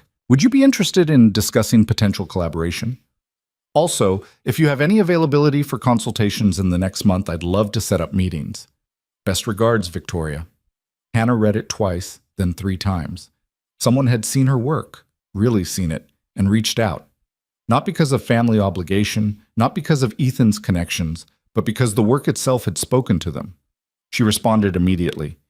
Victoria, I'd be very interested in discussing collaboration. Let me know your availability and we can set up a meeting. Thank you for reaching out. Hannah. The response came within minutes. Fantastic. Are you free tomorrow at 3 p.m.? I can come to your bakery. Also, I should mention, I showed photos of the cake to several colleagues. You might be getting a few more emails. Your work is exceptional. Hannah set down her phone, her heart racing. This was how it started. Not with begging for recognition, not with proving herself to people who'd never value her work, but with creating something beautiful and letting it speak for itself. She fell asleep with a smile on her face and possibility humming in her veins. The next day brought 2 more emails from wedding planners and 1 from a corporate event coordinator. Hannah spent the morning responding to inquiries, setting up consultations, feeling like her business was suddenly expanding faster than she could process. This is insane, Maya said, reading over Hannah's shoulder. That's 7 new potential clients in 24 hours, all because people saw Melissa's cake. Ironic, isn't it? The cake I made for free is generating more business than any paid work I've ever done. The universe has a sense of humor. Maya grinned. You ready for the Victoria Chen meeting? Victoria arrived at 3 precisely, immaculately dressed and carrying a leather portfolio. She spent 10 minutes touring the bakery, examining Hannah's workspace with the eye of someone who understood quality. This is good, Victoria said finally. Small but efficient, professional-grade equipment. You take your work seriously. It's my life's work, Hannah said simply. I can tell. Victoria opened her portfolio. I want to be direct with you, Hannah. I represent high-end clients, people with significant budgets who want showstopper events. Your work is exactly what they're looking for, but I need to know you can handle the pressure. These clients are demanding, detail-oriented, sometimes difficult. I can handle difficult. Can you? Because I pulled up some information about you, found out that cake from the wedding was for your sister, that you're estranged from your family. Victoria's expression was neutral, but assessing. I need to know that personal drama won't interfere with professional commitments. Hannah felt a flash of anger, but underneath it was something steadier. My family situation is complicated, but it won't affect my work. In fact, removing toxic people from my life has made me a better artist, more focused, more present. Good answer. Victoria smiled for the first time. Here's what I'm proposing. Trial basis for 3 months. I'll send you 3 clients with specific needs. If the work meets my standards and theirs, we establish a formal partnership. I become your exclusive event coordinator for high-end weddings and corporate events. You get a steady stream of premium clients. Everyone wins. What's the catch? The catch is that my reputation is attached to your work. If you fail, I fail. So I need to know you're serious about this, that you're building a sustainable business, not just a hobby. This has never been a hobby. Hannah met Victoria's eyes steadily. This is who I am, what I do, and I'm ready to take it to the next level. Then we have a deal. Victoria extended her hand. I'll send over the first client brief by end of week. Wedding in 6 weeks, budget of $50,000, bride who wants something ethereal and unforgettable. Think you can handle that? Hannah shook her hand firmly. Absolutely. After Victoria left, Maya let out a low whistle. $50,000 budget? Hannah, that's more than our entire quarterly revenue. I know. Hannah felt slightly dizzy. We're going to need help. Can you start looking for another assistant? Someone with pastry experience who can handle detailed work. Already on it. Maya pulled out her phone. This is really happening, isn't it? You're actually building something huge. We're building something huge, Hannah corrected. I can't do this without you. Damn right you can't. Maya grinned. Okay, boss. Let's make you a household name. That evening, Hannah worked late at the bakery, sketching designs for the gallery installation pieces. She was so absorbed that she didn't hear Ethan arrive until he spoke. Maya let me in, said you've been here for 8 hours straight. Hannah looked up, surprised to find it dark outside. I lost track of time. Show me what you're working on. She spread out her sketches, elaborate sugar sculptures depicting transformation. A chrysalis breaking open to reveal delicate wings, chains dissolving into flowers. A figure emerging from shadow into light. Ethan studied them in silence, his expression unreadable. Finally, he looked at her with something like awe. These are incredible, Hannah, raw and beautiful and brave. They're just sketches. They're your story, breaking free from what held you back, becoming who you were always meant to be. He set down the sketches carefully. Can I tell you something? Anything. Watching you step into your power these past few days has been extraordinary. You're not hiding anymore, not apologizing for your talent. You're claiming space like you always should have. Hannah felt tears prick her eyes. I'm terrified I'll mess it up, that I'll fail and prove everyone right. Everyone who? Your family? Ethan pulled her into his arms. Their opinion stopped mattering the moment you walked away.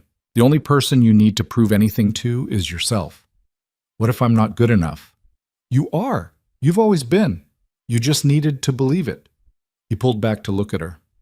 Hannah, you have a gallery show in 3 months. You have high-end clients lining up. You have people who see your worth without you having to beg for it. That's not luck.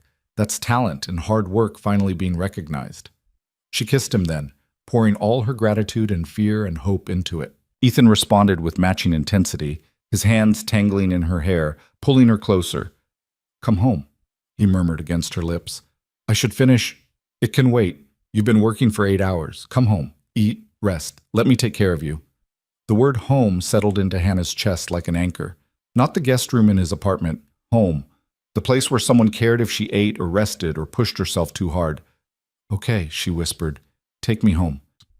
They drove through the city with Hannah's head resting against the window, exhaustion finally catching up with her. Ethan's hand found hers in the darkness, steady and sure. Sunday dinner? He said casually. Still okay with going? Yeah, I want to meet your family, your real family.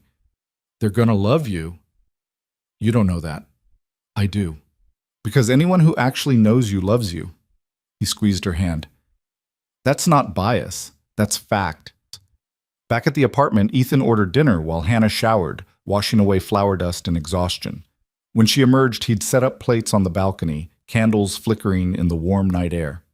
You didn't have to do all this, Hannah said. I wanted to. Sit. Eat. Tell me about your day. So she did. Told him about Victoria Chen, about the new clients, about the sketches for the installation pieces. Ethan listened with complete focus, asking questions that showed he truly understood what she was building. You're going to need a bigger space soon, he said. The bakery's great for what it is, but if you're taking on this level of work, I know, I've been thinking about it. Hannah pushed food around her plate. There's a commercial kitchen space downtown that might work, but it's expensive, and I'd need to secure more consistent income before I could justify the leap. What if someone invested in your business, gave you the capital to expand? Hannah set down her fork. Ethan, no, Why not? Because I need to do this myself, build it on my own merit, not because someone gave me money. It's not giving you money. It's investing in a business with clear growth potential. That's smart economics. It's you trying to rescue me again. It's me trying to be your partner. He leaned forward. Hannah, I have resources. You have talent. Combining them isn't weakness. It's strategy. And when people say I only succeeded because of your money, then you show them the work, the talent, the results. His eyes held hers. Besides, who cares what people say? You know the truth. I know the truth. That's what matters. Hannah thought about it. The old her would have refused immediately, afraid of owing anyone anything. The new her, the one learning to accept help without shame, saw the opportunity. I want to think about it, she said finally. Not refuse, just think. That's all I'm asking. Ethan smiled. No pressure, no timeline, just possibility. They finished dinner watching the city lights, comfortable in the silence between them. Later, standing at the guest room door, Ethan pulled her close. Thank you for today, he said. For what? For letting me be part of your journey, for trusting me enough to show me your sketches, for coming home when you needed rest. He kissed her softly, for choosing to stay. I haven't officially chosen anything yet. I know, but you're still here. That's enough for now. Hannah fell asleep thinking about choices and foundations and the difference between rescue and partnership, about building something real, something lasting, something entirely her own, and about the man down the hall who saw her worth without her having to prove it, who offered help without strings, who loved her enough to wait until she was ready to love him back. She was almost there, almost ready to believe she deserved it, almost ready to choose him not from need, but from want, almost ready to finally, completely, choose herself. Sunday arrived with brilliant autumn sunshine, the kind of day that felt full of promise. Hannah stood in front of the guest room mirror, changing outfits for the third time, her nerves getting the better of her. You look beautiful in all of them, Ethan said from the doorway, making her jump. How long have you been standing there? Long enough to watch you try on every dress you own. He crossed the room, settled his hands on her shoulders. Hannah, breathe. They're going to love you. You keep saying that, because it's true. My mother already does. My brother and sister will follow her lead. He turned her to face him, and even if they didn't, which they will, it wouldn't change anything between us. Hannah looked at him, this man who'd shown up in the middle of the night, who'd defended her without hesitation, who'd given her space to heal and time to grow. Who was looking at her now like she was the only thing that mattered? I'm falling in love with you, she said suddenly. I don't know if I'm ready to say it all the way yet, but I'm getting there, and it terrifies me. Ethan's expression softened into something that made her chest ache. Why does it terrify you? Because loving someone means trusting them not to destroy you, and I've never been very good at trust. Then we'll build it. One day at a time, one dinner at a time. He kissed her forehead. Starting with today. Come on. We're going to be late. The Cross family home was in an elegant neighborhood where old trees lined quiet streets and houses sat back from the road behind iron gates.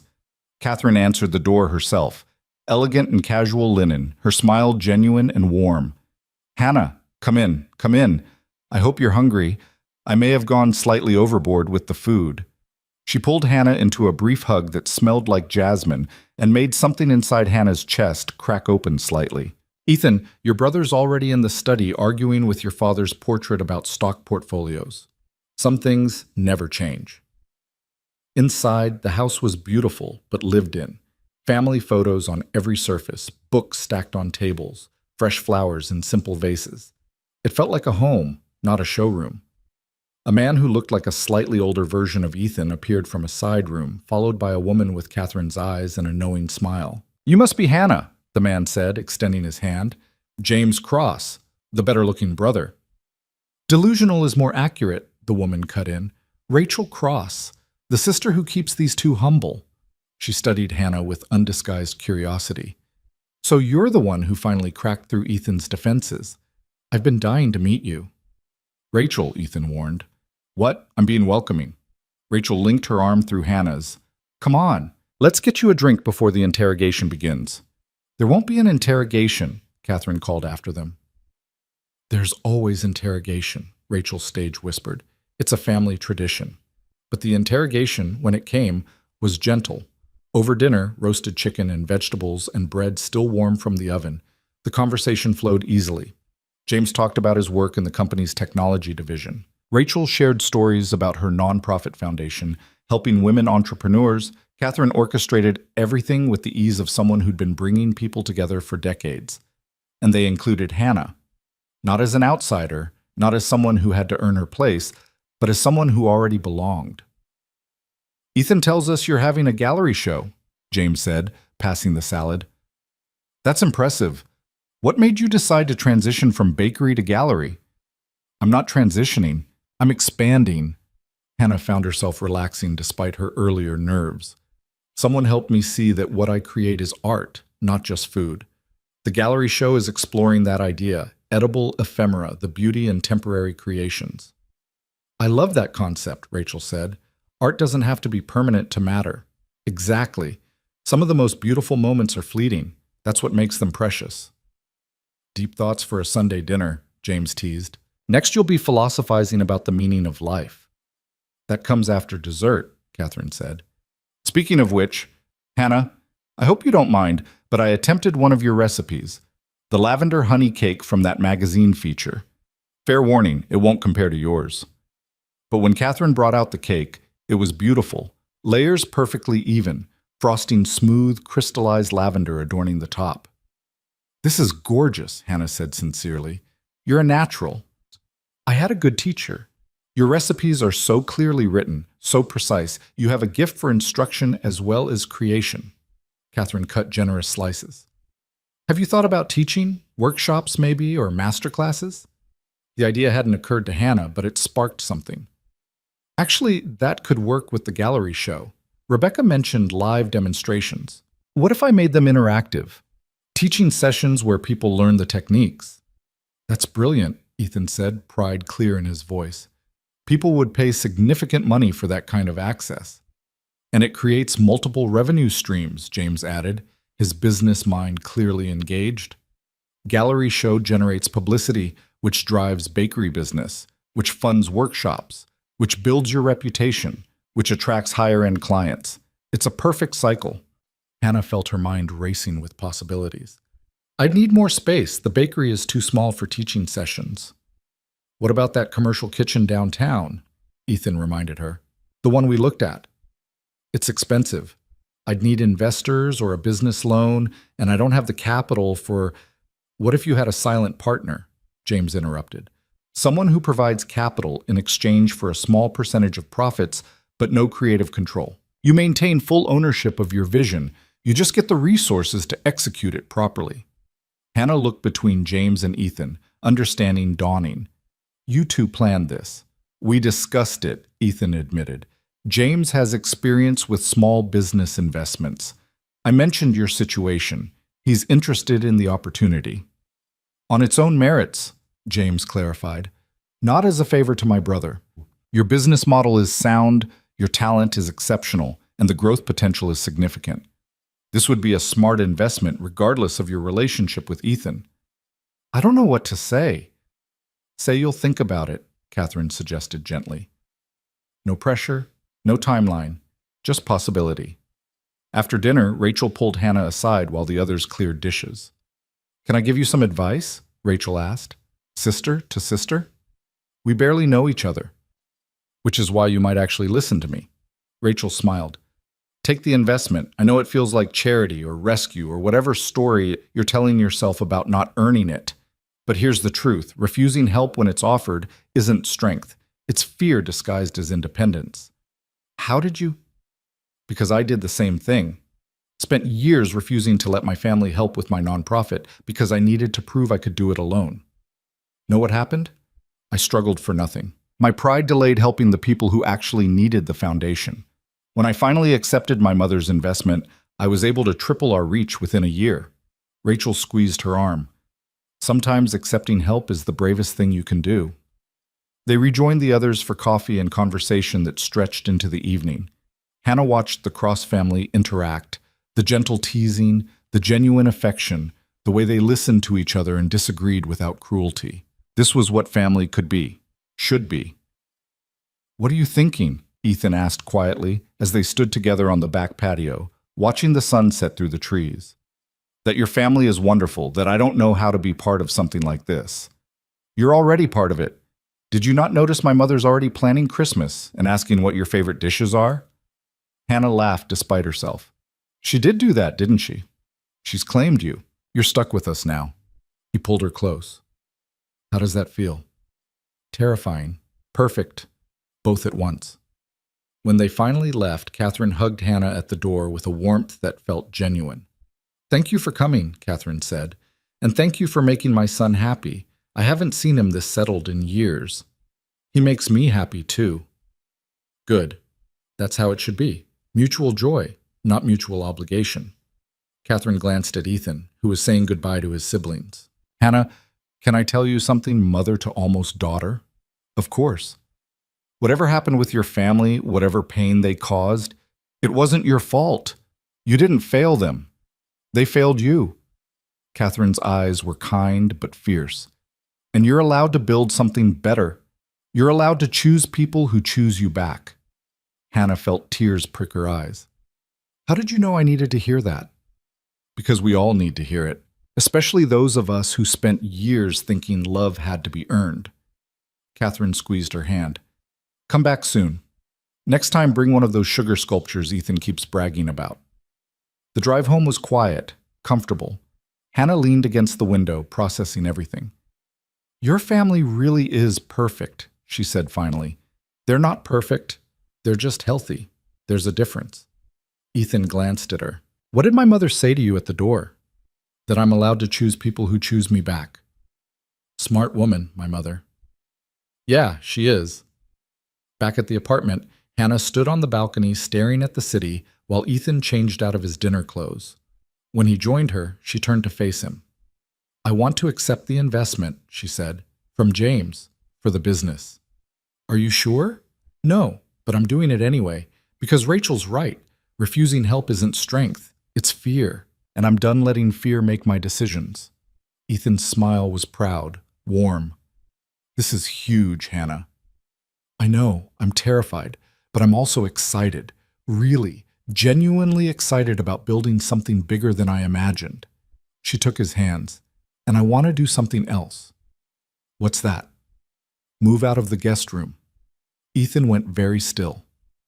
"Hannah, I'm not ready to move in officially, not yet, but I want to look for my own place. Something that's mine, that I choose, that represents who I'm becoming." She met his eyes. "I need to prove to myself that I can stand on my own before I choose to stand beside you." "I understand." His voice was carefully neutral, but she could see the disappointment he was trying to hide. "But," she continued, "once I have that place, once I've built that foundation, I want you to be part of my life. Not because I need rescuing, because I want you there." "Are you saying, I'm saying I love you?" The words came easier than she'd expected. "I'm saying I choose you. Not from desperation or gratitude, but because you see me and I see you, and together we make each other better. I'm saying that once I find my own space, I'd like you to have a key. I'd like this to be real and mutual and built on solid ground."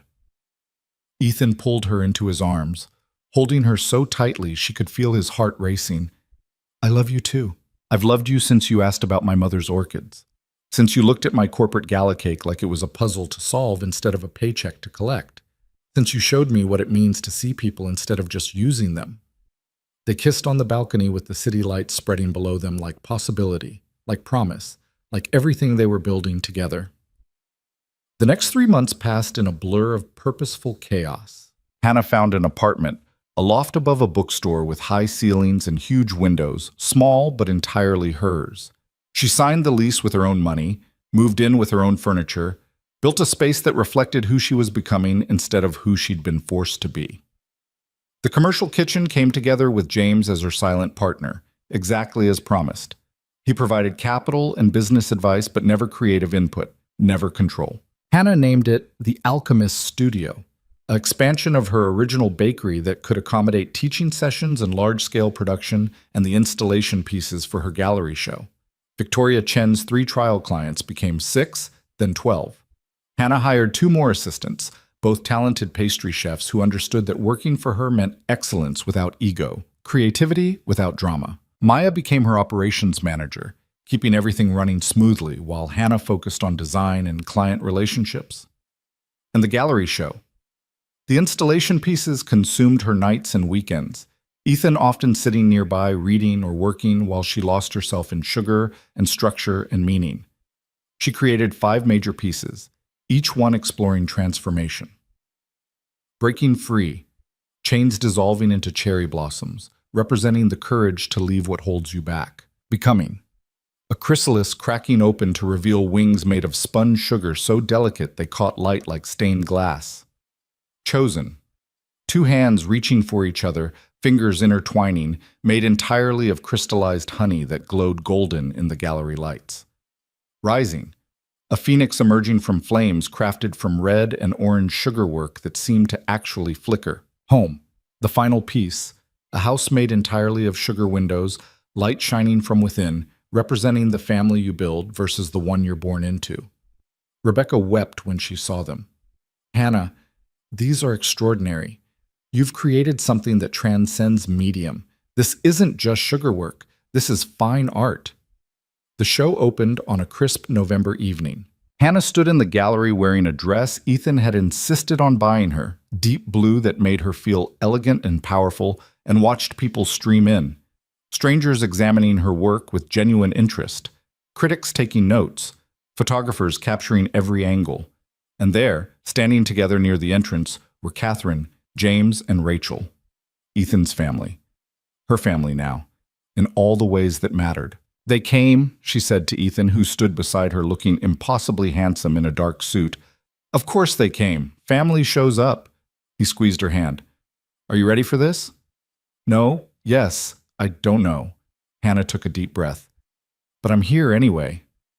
The evening was a blur of conversations and champagne and watching people react to her work. A food critic called it the most innovative intersection of culinary arts and fine art in a decade. A gallery owner from New York asked about future shows. 3 different magazines requested interviews. But the moment that mattered most came near the end of the night when Hannah found herself standing alone in front of Home, her final piece. It's beautiful. The voice made Hannah's entire body tense. She turned slowly, and there stood her mother. Patricia looked older somehow, smaller. Not diminished by time, but by the absence of the power she'd always wielded over Hannah. What are you doing here? Hannah asked quietly. I saw the announcement in the paper. The photos of your work. Patricia stepped closer, studying the sugar house with its glowing windows. I didn't think you were serious. About the art. About building something real. I've always been serious. You just never bothered to look. No, I didn't. Patricia's voice cracked slightly. I didn't look because if I acknowledged your talent, I'd have to acknowledge that I'd been wrong. About you. About what mattered. About everything. Hannah waited, giving her mother space to continue. Melissa called me last week, said you'd created something extraordinary, and I should see it before I lost the chance entirely. Patricia's hands twisted together. I told her it couldn't possibly be that impressive, that you were just a baker playing at being an artist. And now? Now I'm standing here looking at work that belongs in a museum, created by a daughter I never really knew. Because I never let myself know you. Patricia finally met Hannah's eyes. I was wrong. About all of it. And I'm sorry. The apology Hannah had waited 28 years to hear landed with unexpected flatness. It didn't erase the pain, didn't undo the damage, didn't magically repair what had been broken. Thank you for saying that, Hannah said carefully. But an apology doesn't fix what happened, doesn't change how you made me feel for my entire life. I know, I don't expect forgiveness. I just wanted you to know that I see it now. Your worth, your talent, everything I refused to see before. Patricia glanced around the gallery. You built something extraordinary without us. Maybe because of us, but definitely without us. Without you trying to destroy it, yes. Can I ask, are you happy? Hannah thought about her loft, her business, her gallery show, about Maya and Victoria and Rebecca and the people who valued her work, about Catherine's Sunday dinners and Rachel's advice and James's investment, About Ethan waiting across the room, giving her space to have this conversation, but ready to step in if she needed him. Yeah, she said honestly, I really am. Good. That's good. Patricia's voice was thick with something that might have been regret. I should go. I just wanted to see it. To see you. She turned to leave, then paused. Your father and Melissa, they don't know I came. They think I'm being ridiculous, that you'll come crawling back eventually. But I know better now. You're not coming back. Because you don't need us anymore. I never needed you, Hannah said quietly. I needed parents who loved me. You just happened to be the people who raised me. Those aren't the same thing. Patricia nodded once, sharp and pained, then disappeared into the crowd. Ethan was beside her moments later. Are you okay? Yeah, she apologized. And it doesn't change anything. The damage is still there. The years of feeling worthless don't disappear because she finally admitted she was wrong. Hannah leaned into his steady warmth.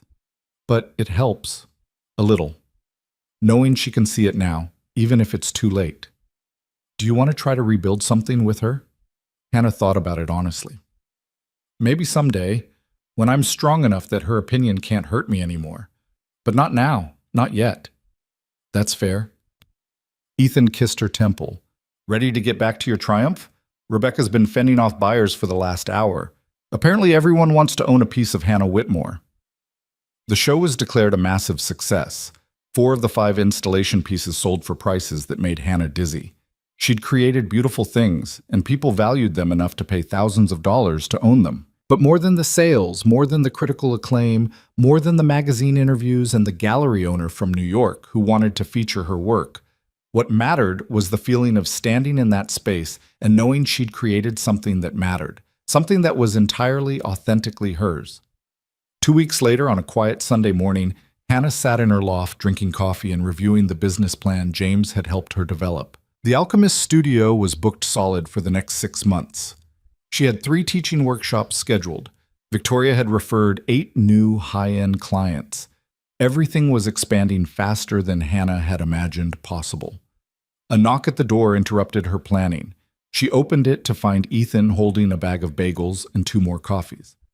I brought breakfast, he said, and a proposition. What kind of proposition? He stepped inside, setting the food on her small kitchen counter. The kind where I ask if you're ready. Ready for what? To choose me. He turned to face her fully. You said you needed to build your own foundation first. You've done that. You have your own space, your own business, your own success that has nothing to do with me. So I'm asking, Hannah Whitmore, are you ready to choose me? Not from need, but from want? Hannah's heart pounded. Are you asking me to move in with you? I'm asking you to build a life with me. What that looks like, living together, maintaining separate spaces, something in between, we can figure out together. But I want to stop waiting. I want to stop being patient. I want to choose you every day and have you choose me back. She crossed the space between them, cupped his face in her hands. I choose you. I choose us. I choose building something real with someone who sees me. Say it again, Ethan whispered. I love you. I choose you. Every day for as long as you'll have me. He kissed her with an intensity that made her knees weak, lifting her slightly off the ground, holding her like she was precious and powerful at once. Move in with me, he said against her lips. Keep this loft if you want, as your workspace or your sanctuary. But come home to me every night. Wake up beside me every morning. Build this life we're creating together. Yes, Hannah breathed. Yes to all of it. 6 months later, Hannah stood in Catherine's garden at a small family gathering, watching spring flowers bloom in the space where she'd first been welcomed into the Cross family. The gathering was ostensibly to celebrate the Alchemist Studio's first anniversary, but really it was an excuse for Catherine to cook and for the family to be together. Happy? Ethan asked, appearing beside her with fresh glasses of wine. Absurdly so. Hannah leaned into him. Sometimes I can't believe this is my life. That I get to create beautiful things and be surrounded by people who value me and come home to you every night. Believe it. You earned it. We earned it. Fair enough. He clinked his glass against hers. To us. To building something beautiful. To choosing ourselves and each other. They kissed in the garden, while Catherine pretended not to watch from the kitchen window, and James made a comment about them being disgustingly happy, and Rachel told him to shut up because it was adorable. Later that evening, back in the penthouse that had become their home, Hannah stood on the balcony looking at the city and thinking about transformation. About the girl who'd sat on cold marble steps feeling invisible. About the woman she'd become, confident, successful, loved. About the journey from breaking point to breakthrough. "What are you thinking?" Ethan asked, joining her with a blanket to ward off the evening chill. "That a year ago I was drowning and didn't even know it. Now I'm flying." "You were always capable of flying. You just needed someone to help you see it." "No." Hannah turned to face him. "I needed to see it myself. You just gave me space to figure that out." "Semantics." He wrapped the blanket around both of them. "Either way, you're extraordinary." "We're extraordinary." "I'll accept that compromise." They stood together as the city lights flickered on below them, as evening turned to night, as one day became another. Hannah thought about family, the one she'd left behind and the one she'd found, about love that was chosen instead of obligated, about building a life on her own terms. She thought about sugar flowers and gallery shows, and teaching workshops filled with people eager to learn, about a business that thrived because she'd stopped apologizing for her talent, about a relationship built on mutual respect instead of need. She thought about home, not a place, but a feeling, safety and acceptance, and the freedom to be exactly who she was. "I love you," she said to Ethan, to the night, to the life they'd built together. "I love you too." He kissed the top of her head. "Every day, always." And standing there, wrapped in warmth and possibility and the absolute certainty of being chosen, Hannah finally understood what her mother-in-law had meant all those months ago. Real love wasn't something you earned through perfection. It was something freely given and freely received. It was showing up. It was choosing. It was seeing someone's worth and reflecting it back to them until they could see it themselves. It was transformation. Becoming. Home. And Hannah Whitmore, baker, artist, daughter, partner, friend, had finally found all three.